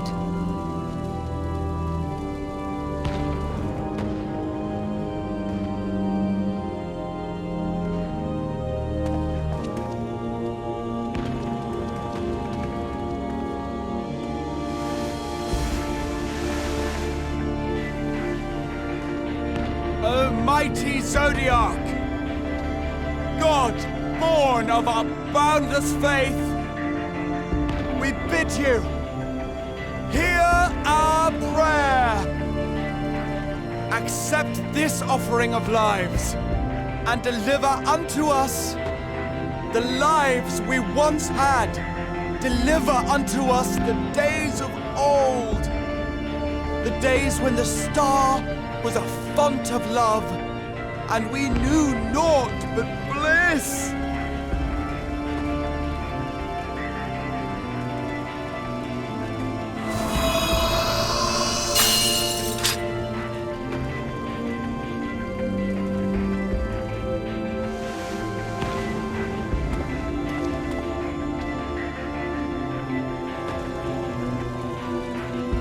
You would destroy it? Our beautiful world?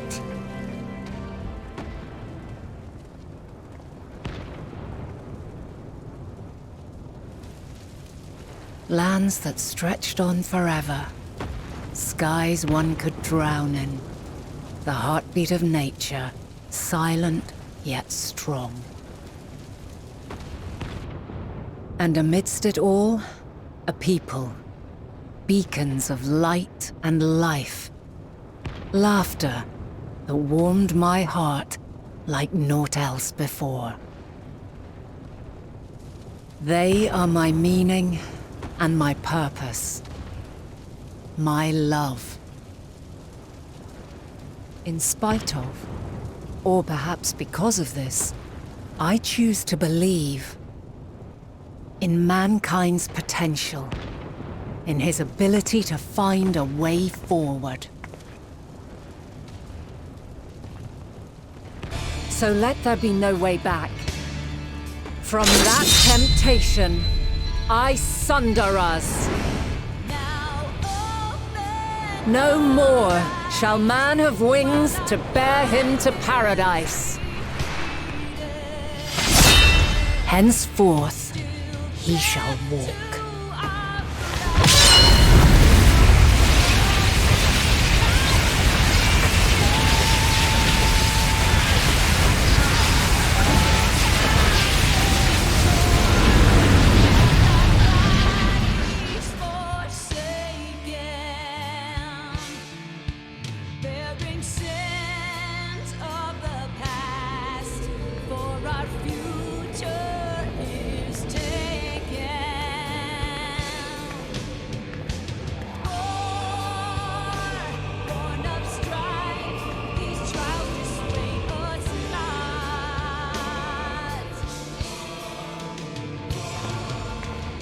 All is excruciating pain. I breathe fire and torment.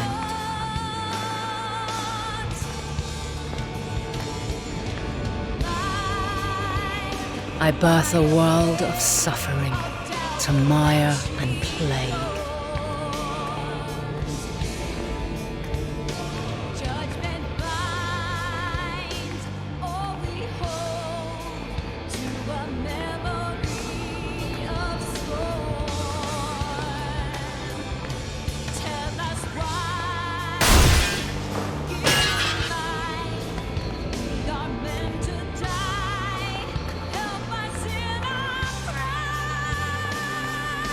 In one fleeting moment, lives come and go, ever moving towards the unknown. And in that fleeting moment, they cry for the answer to the question. Why, given life, are they meant to suffer, to die?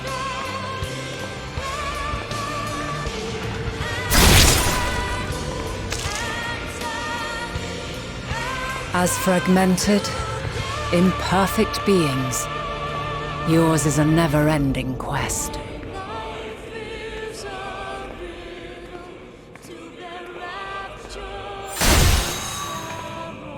A quest to find your purpose, knowing your end is assured.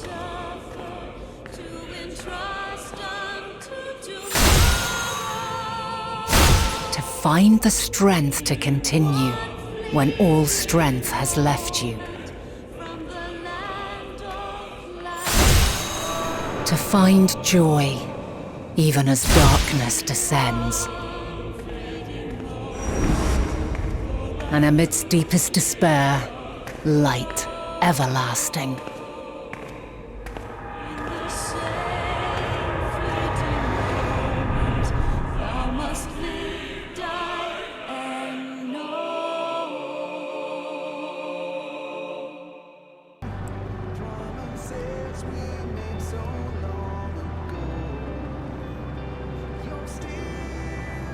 Then we get to like probably to the section that I think could be shaved down,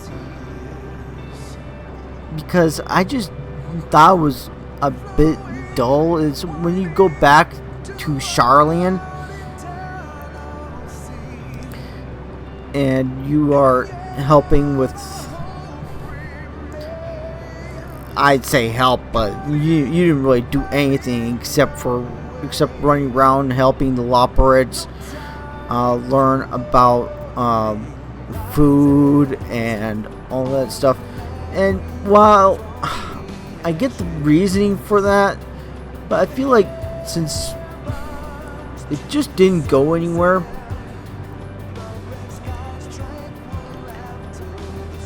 and seeing Moonbreeda's parents, now I'm going to be 100% real with everybody here. When I was getting caught up with up to like Heaven's Ward back in the day, when I was going through A Realm Reborn,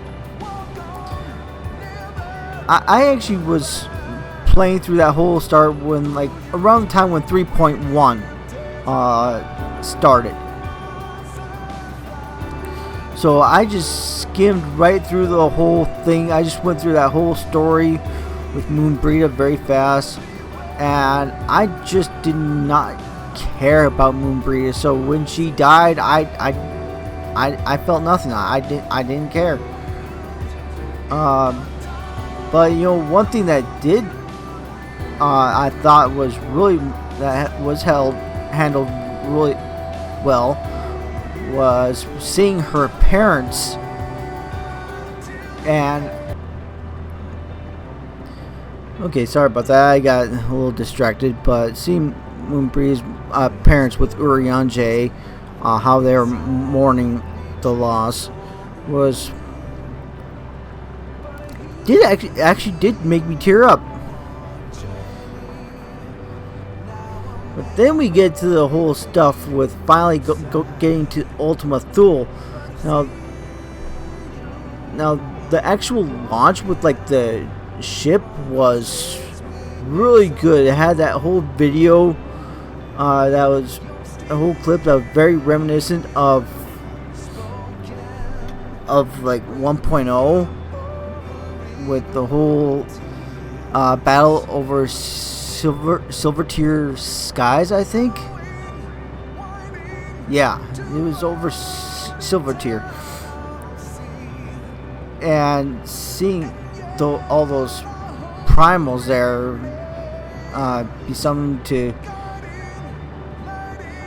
basically fuel you to get to Ultima Thule was such a cool experience. It was just awesome. And speaking of callbacks and stuff from 1.0 that was nostalgic, the very beginning of the expansion itself, sorry, I'm going a little bit out of order here with this one, but seeing the scene while you're on the ship very reminded me of when I started 1.0 back in the day, because I did start with 1.0. I just didn't play a whole lot until 3.1.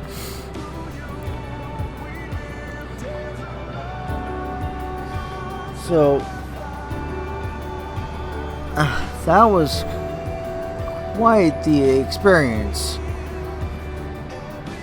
Seeing all this nostalgia factors, you know, I'm just wondering if there's gonna be any more for like going to 6.1 and onwards.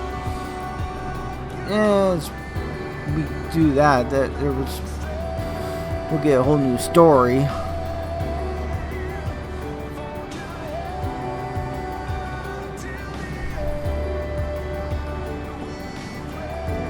Now, when we actually arrived in Ultima Thule, we actually dealt with the Scions sacrificing themselves.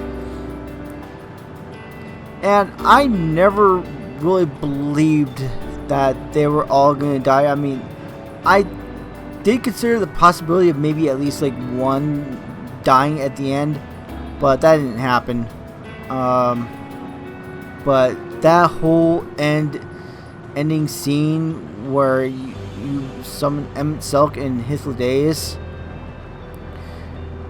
all that was just amazing.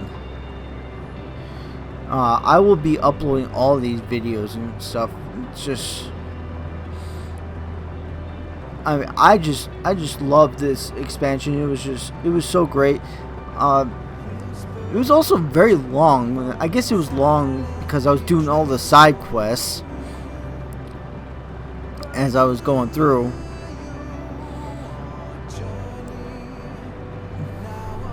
I'm sure if I didn't do the side quests, I would have gone through much faster. But you know what?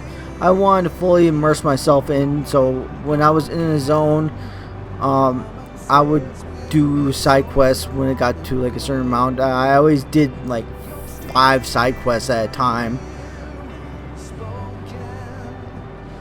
just because I felt like that would be like the best thing. And then the side quests, I knew that was part of a series. I just did those one at a time, and I did unlock flying by the time I got to the end of the story. So that's also another thing I wanted to make sure of, is I just want to make sure that I could fly at the end, so I wouldn't have to do that later.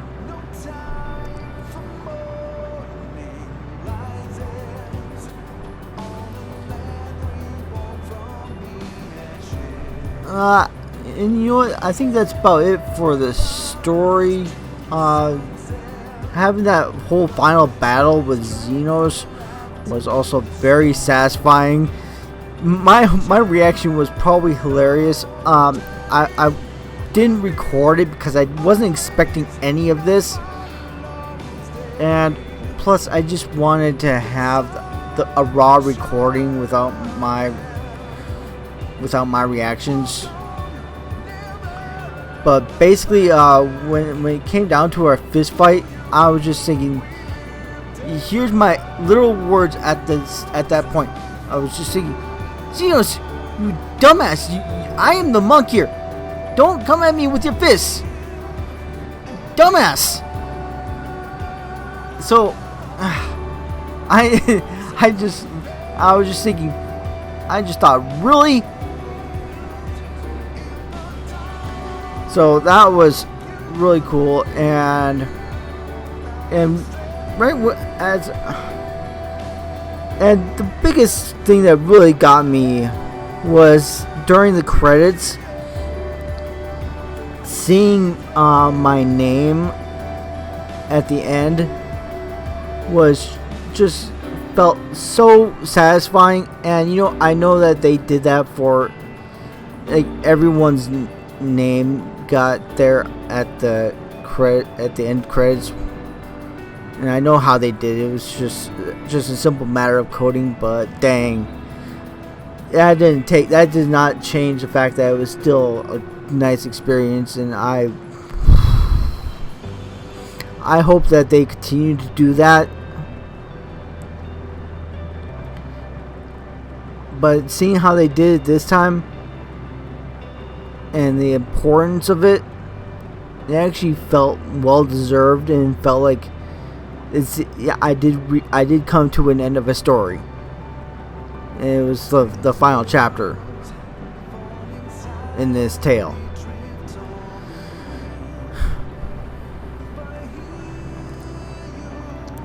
So let's see here. I think I've talked about everything, so I guess I'll just close out here. before I show you any more clips and stuff, anything that happened, I'm just gonna say, if you like this video, like it, or do not. Although, I guess with the whole dislike being made invisible, I was gonna try make that visible for everybody, so I don't want to hide that whole dislike thing.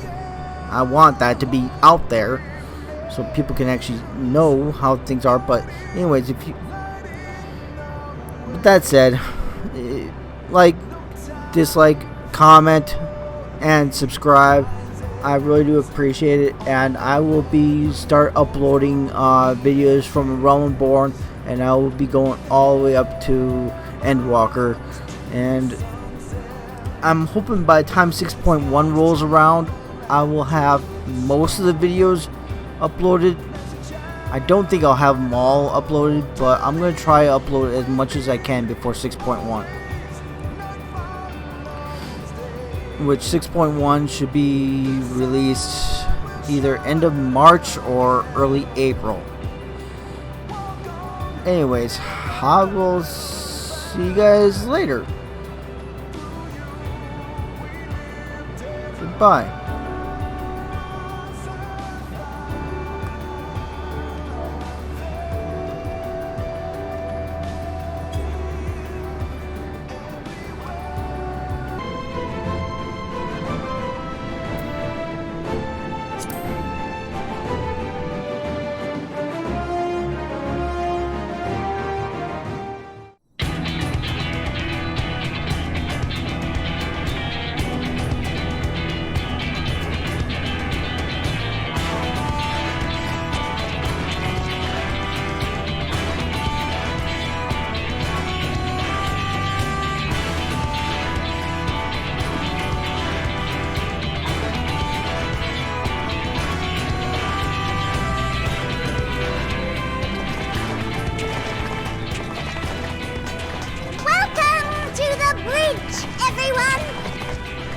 I hope you have everything, because I can't be bothered turning back.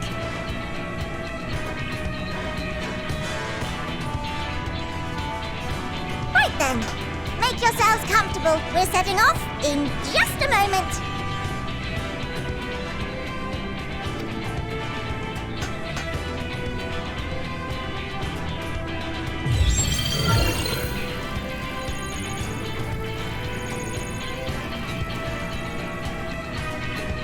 It's incredible.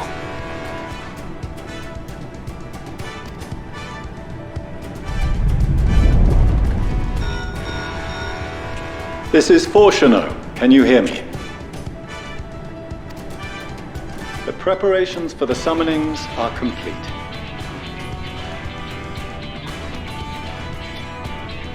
In accordance with the 14th phase of the plan, we have moved the Ragnarok to the launch site.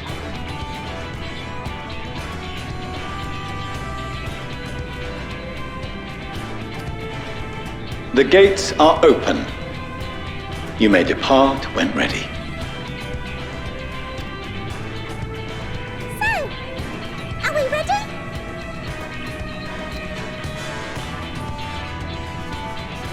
As ready as we'll ever be. Let's get going. Come on! The burnt-out star's got more fire in its belly! Try it again! With feeling!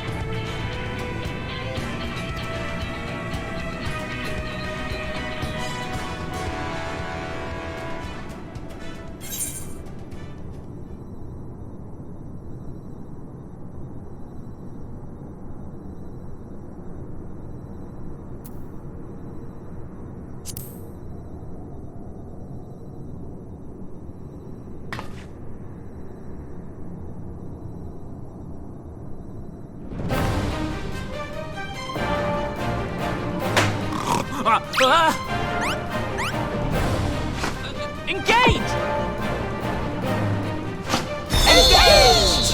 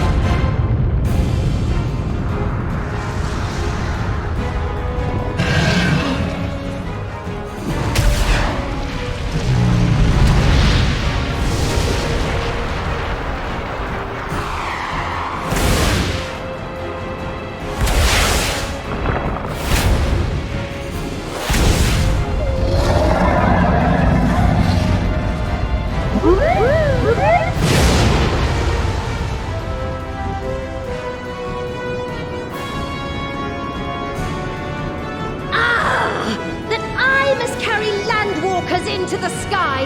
I cannot imagine a greater indignity. Do not sulk so. For thy mighty winds exist not only to buffet and batter. Nay, they may serve also to thrust forth with vigor. Such is thy glory, and thus it is an occasion to rejoice. So come, let us revel!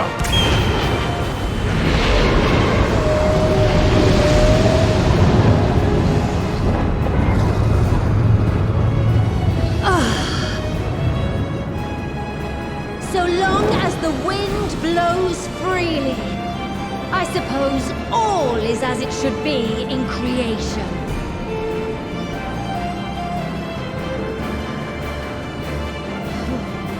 I will render unto them a storm, that they may pierce the firmament and fly free!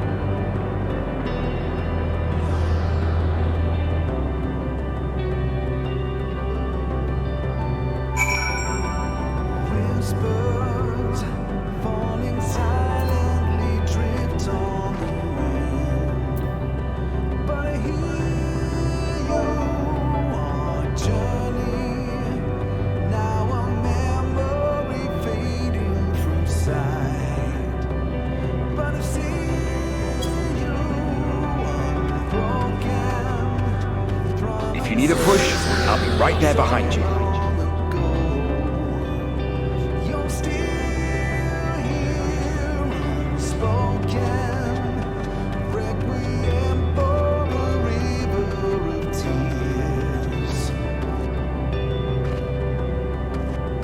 Do not despair. You are not without allies.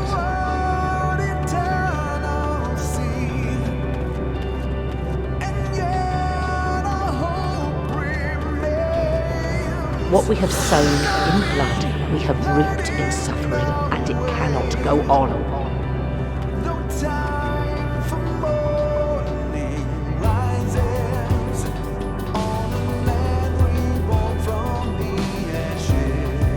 Upon the souls of they who have sacrificed themselves to pave the way for peace, we will never abandon our cause.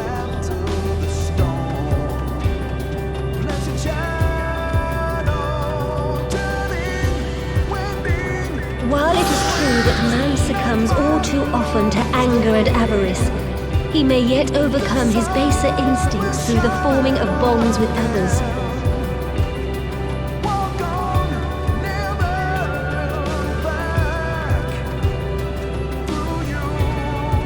Such victories are rarely won without sacrifice, but the prize is worth the price.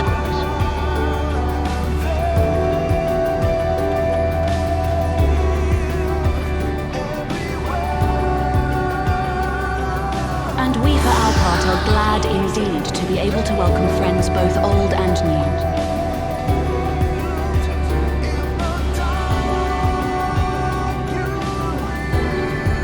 Save your tears for the morning.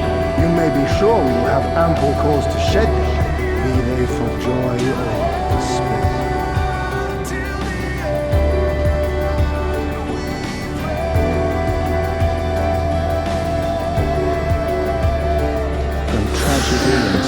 sacrifice, we rise to greet a new dawn.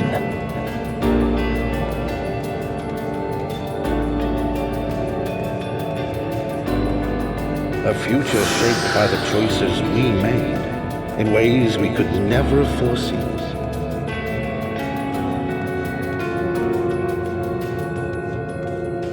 Yet miracles do happen, so let us pray and will our friends home.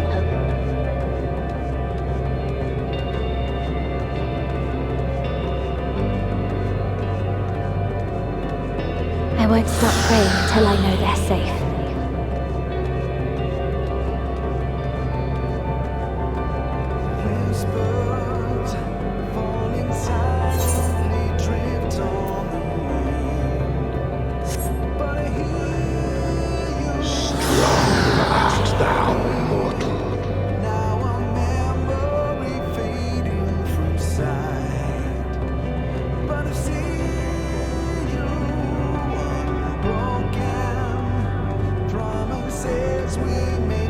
Look for the light within, that you may continue to serve as a beacon to others.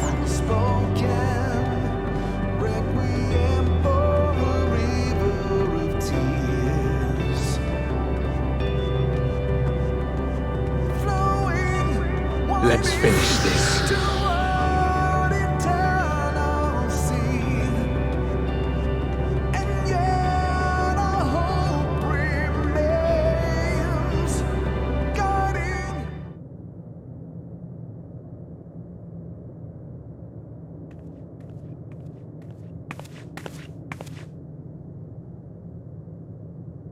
Here the path ends. There is no way to reach our nest.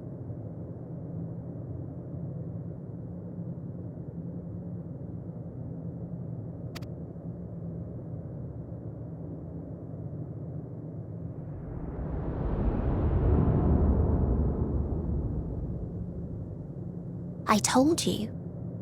Resignation and acceptance reign in this place.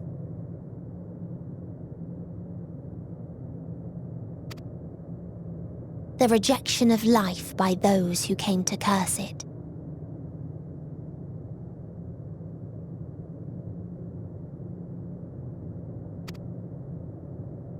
Those whose dreams were unfulfilled, whose prayers were unheard, whose labors were unrewarded. Hope cannot deliver you unto hopelessness. Our refuge is beyond you.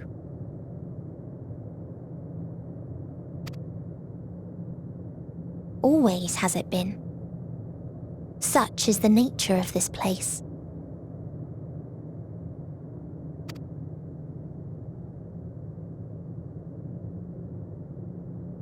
You should have remained on Etheris.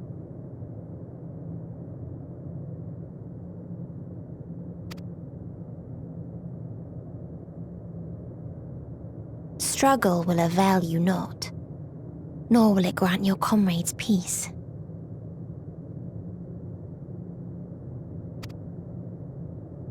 Come, let me relieve you of your burden. You've suffered enough.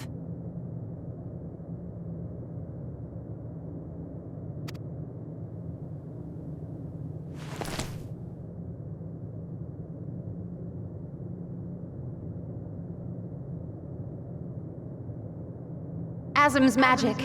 So long as our souls remain, you can use it to summon us back.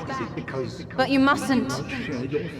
How do we make peace with That's why it's too soon for this to end. There are so many people in the world. You must triumph. Drink of calamity, drown in. Be safe, all of you, and come back. It was all I am ever grateful. I came to appreciate most about our stars, that there remains so much we do not know. After all these years, is this the answer I was hoping for? So long as we remember, our fates remain ours to shape. And Godspeed. Perhaps when our time comes to return to the star, we shall remember these few days we have lost. Do not squander it. The legacy I leave you.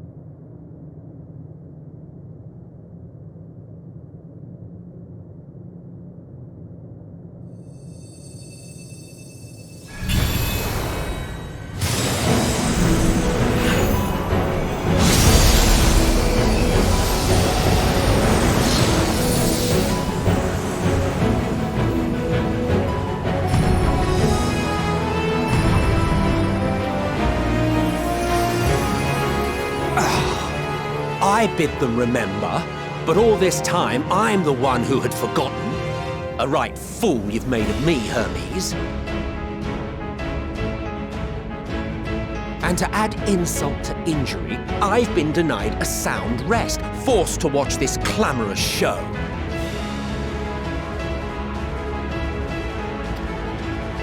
Oh, come now. It's been a gripping tale. Unbreakable bonds and noble sacrifice, sprinkled with moments of levity to counterbalance the pathos. It's got it all.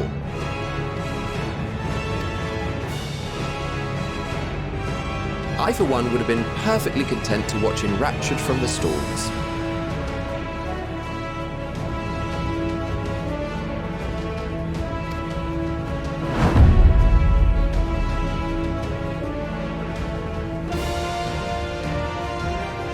But I won't say no to a bit part.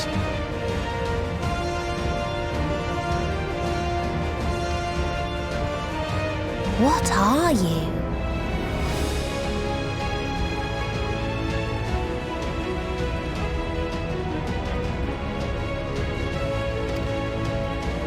Half-faded souls of the dead. Isn't it painfully obvious?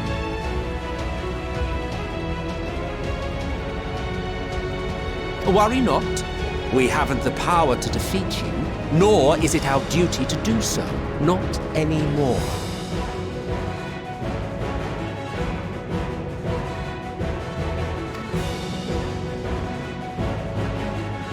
That being said, we do have a score to settle.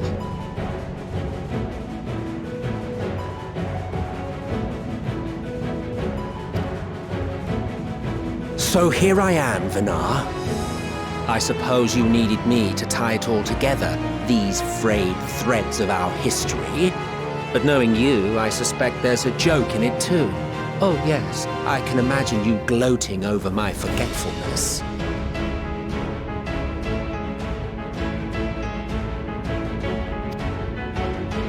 Were I feeling charitable, I might assume you had left room for the possibility of this outcome.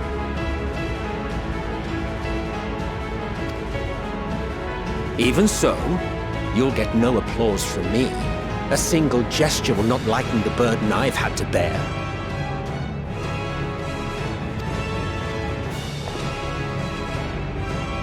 Still, you must be commended.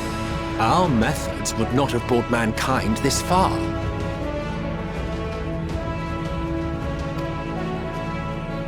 And so, as a show of respect to the last of us, I make this declaration.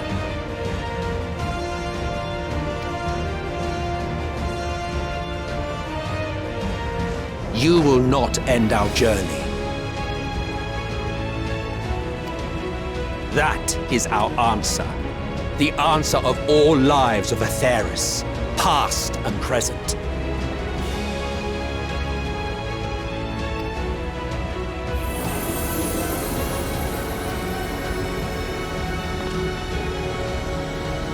As you've called us to the stage, so shall we perform. And creation magics never fail to please. Drawing upon the hopes of your comrades, we will make for you a new path.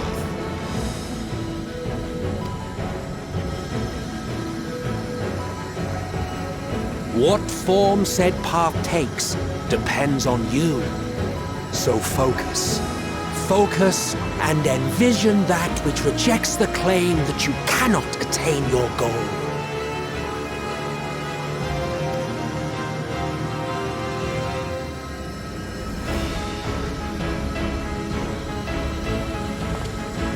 Ours is the wisdom to weave the fabric of reality. Ours is the power to create.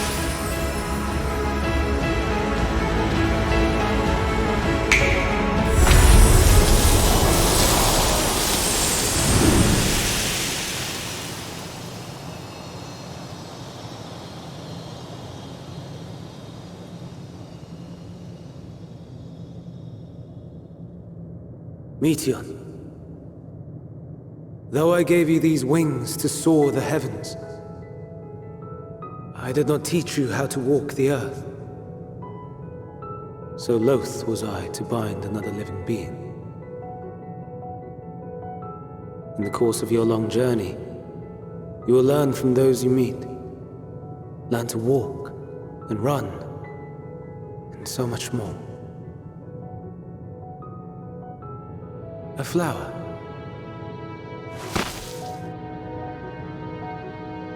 Yes.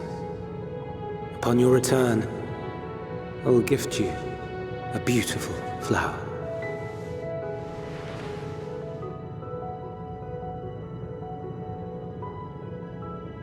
These Elpis blooms serve as proof that this realm is not utterly devoid of hope. No more can you deny its power.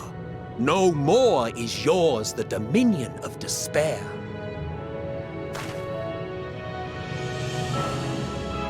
In case the practical implications were lost on you, your comrades no longer need fight their fight. So go on. Call them back to your side.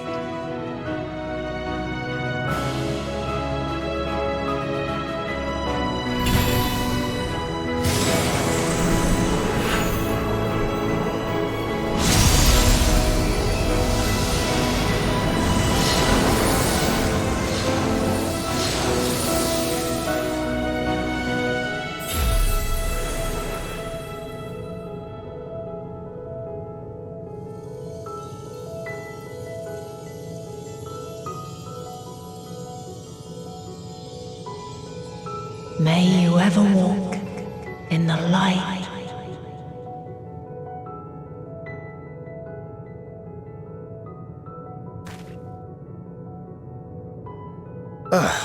How disappointing. Not even a single scar in the making to brag about.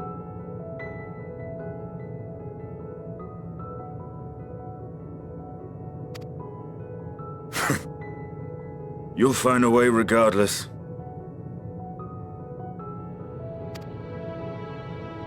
Honestly, this is far more than any of us could have hoped for. Let us be thankful.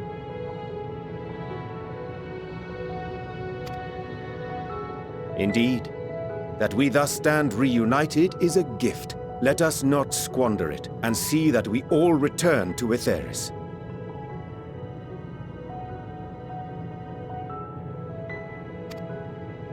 Aye. As soon as we've averted the final days.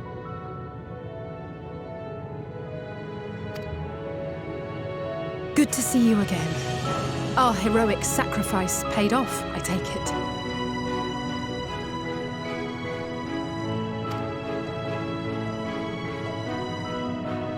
Come, my friends. Let us carry on and finish it. Together.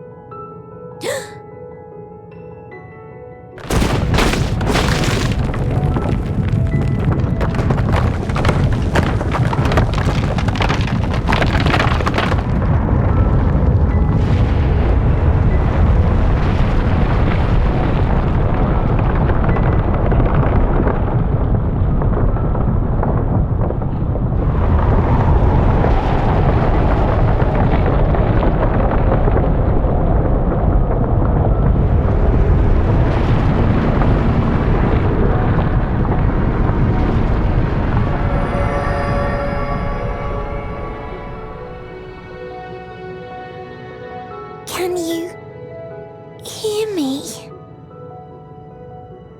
The voice is within, crying in pain, wailing in sorrow, hurting. End it. Silence it. Silence our song of oblivion.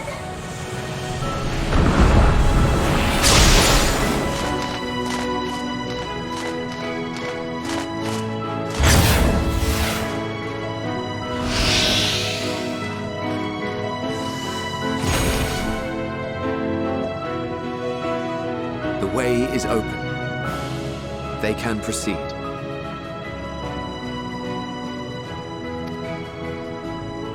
So it seems.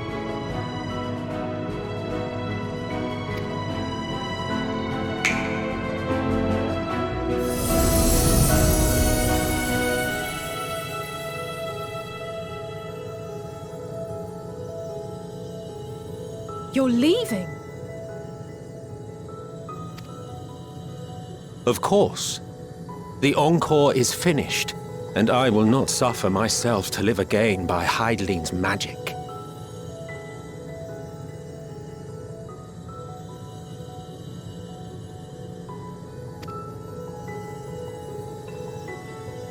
But more than that, the future you seek is not the past we loved.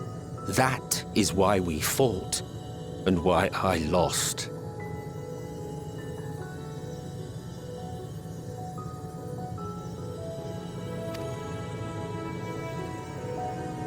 But though you defeated me, my ideals are inviolate, invincible.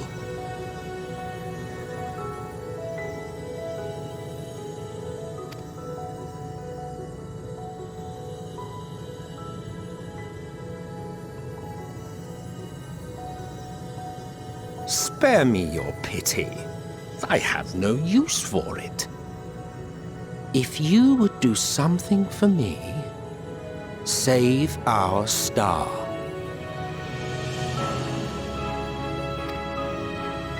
See this tale to a triumphant conclusion, and with elation in your hearts, bid the final curtain fall. Only then may it rise again, and a new tale begin, with new parts for all to play.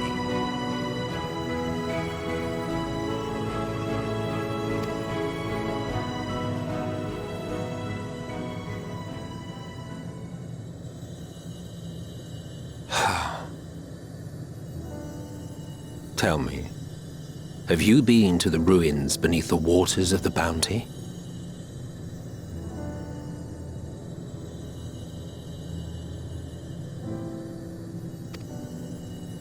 Or the treasure islands beyond the frozen waters of Blind Frost in Offerd's north?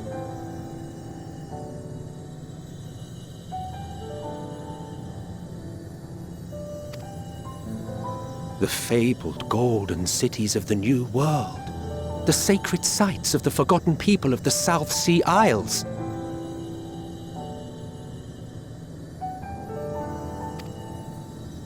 What about Mericidia, the southern continent? Do you know aught of its present state of affairs?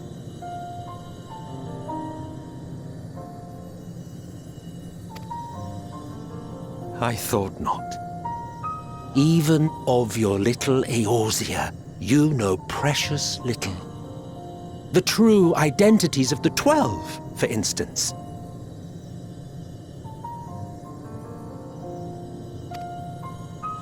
All of which is to say, expand your horizons, go forth and seek discovery. Some of the civilizations in the reflections will surprise you.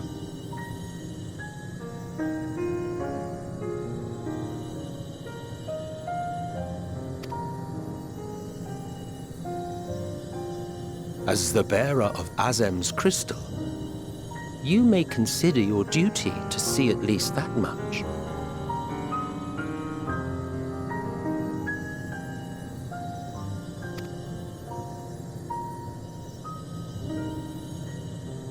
I certainly did.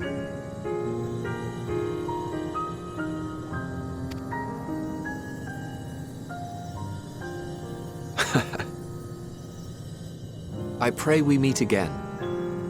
If not in this life, then perhaps another.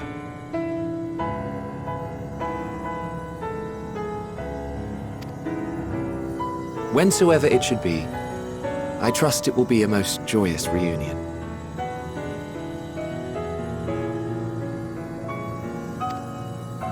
For you, maybe. I want nothing to do with it.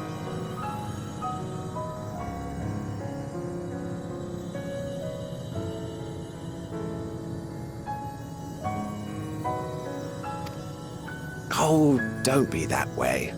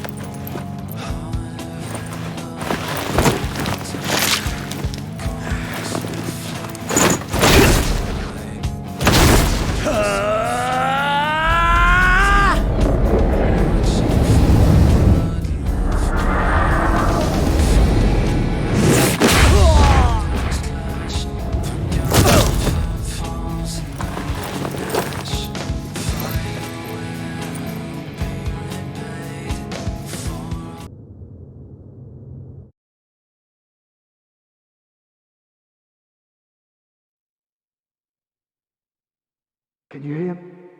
Safe. Must tend to...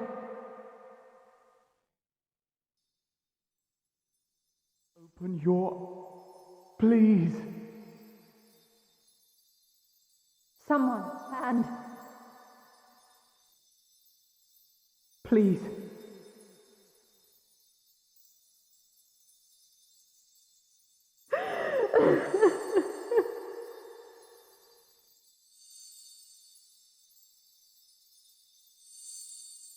You can't leave us! Not like this! If you do, I'll never forgive you! So come on! Open your eyes and get up!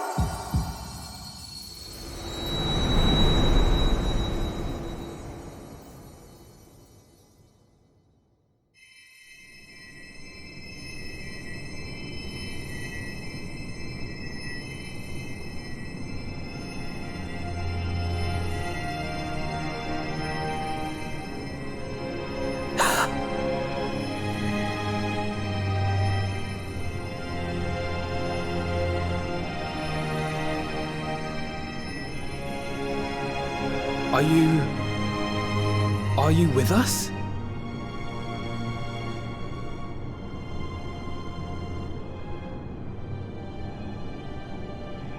Oh, thank the heavens. For a moment we thought...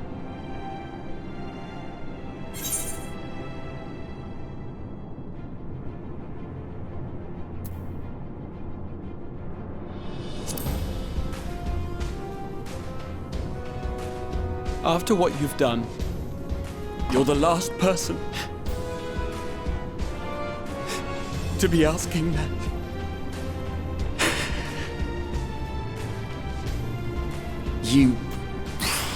How can you keep your promise if you're not here?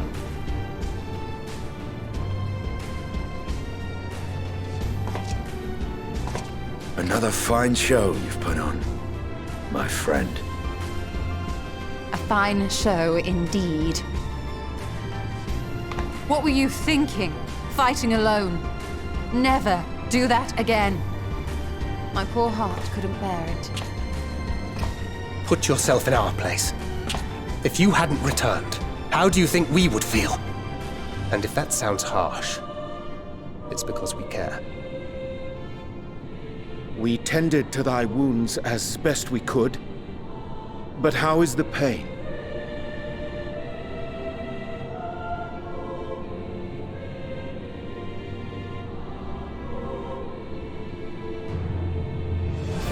That is gladdening. Grievous as thine injuries were, however, I would counsel repose for a time. Gladdening!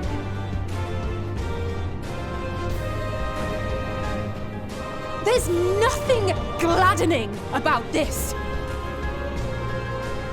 When Meteion appeared in here and told us that you were right behind her, we all got our hopes up. But you never came! And when you finally deigned to appear, you're within an ilm of your life! Damn you! Damn you for making us worry!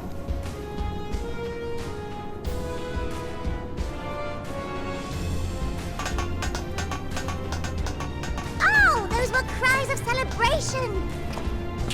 Anyway, well, the important thing is that you're all alive and in reasonably good health, and we mean to get you back that way. As for your earlier request, I'm quite certain we're in range to make contact now. Ah, excellent. Let us announce our return at once. I hope you're ready.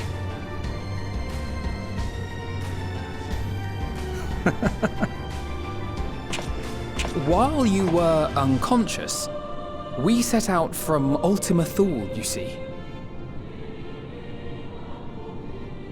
Can you stand? If so, you may wish to see what's outside.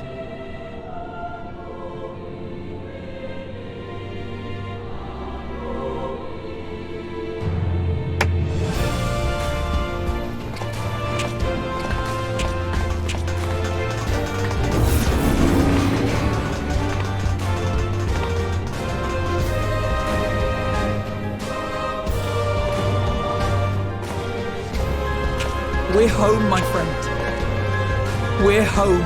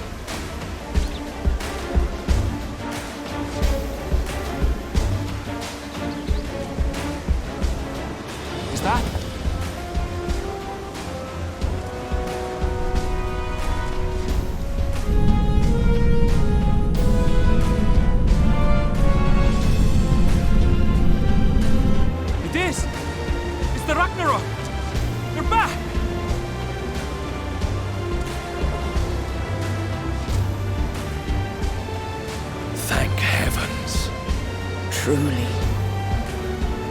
They've done it! Welcome home. Ah! Yes!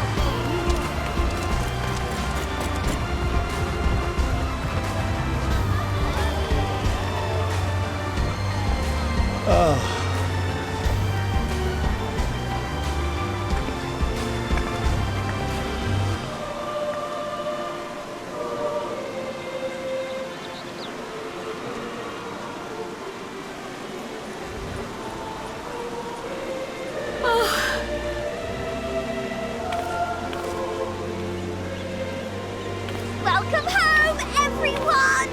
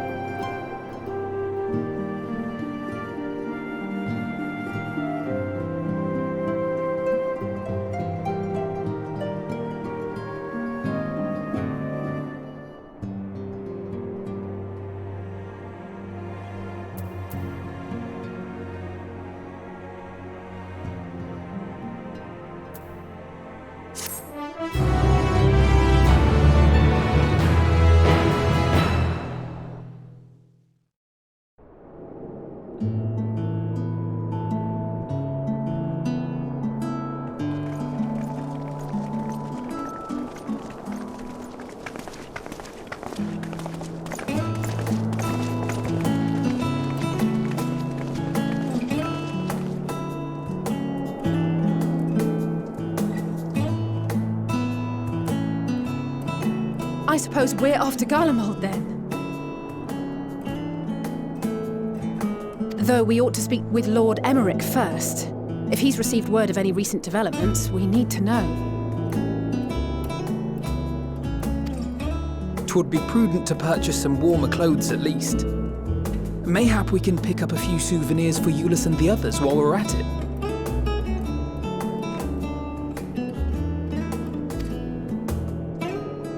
Where will you all be heading next? Dravania. There is a book I've been meaning to borrow from the Great Google Library. And I can think of at least one person who will be most displeased should I fail to visit before leaving.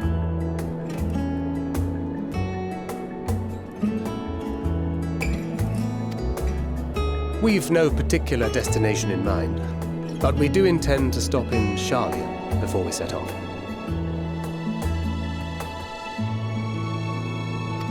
We had thought to ask after the Loperids. I am curious as to how well those who chose to remain are adapting to their changed circumstances.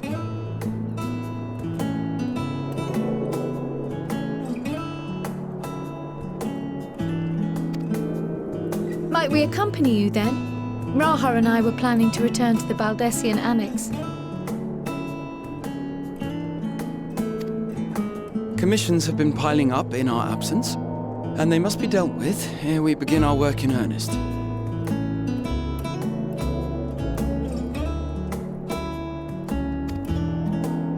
Estinian, you will return to Radzat Han, will you not? Aye, for Vritra's benefit, though I've yet to hear the details. I may not stay long. I see. Then it is here the Scions at last part ways, each to some far-flung corner of the realm.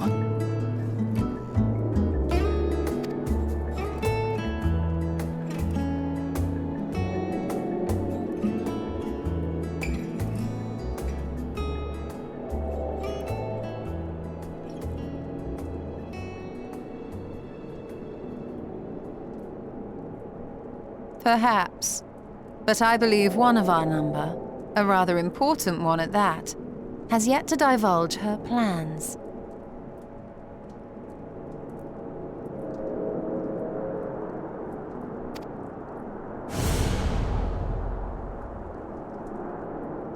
Quite right. Indeed. Fair point. So, what's next for our humble adventurer?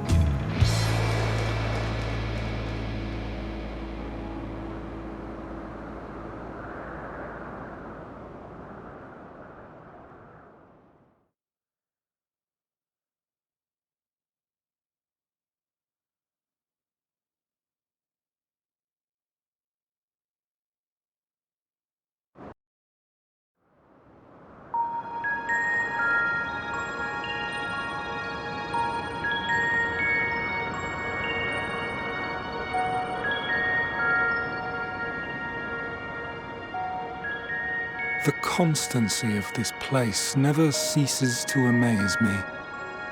An ocean of souls, shimmering and eternal.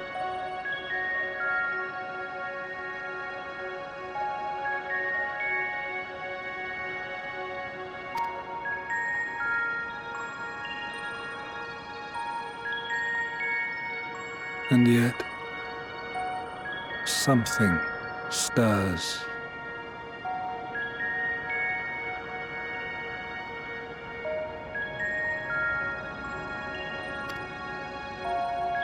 Yes. Steeped in darkness, deep as starless night. The beast hungers.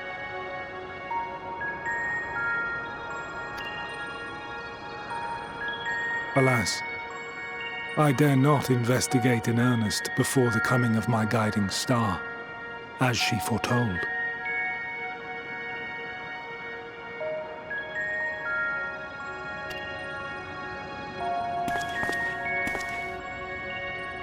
We shall descend to the depths, you and I, to confront the dread beast Pandaemonium.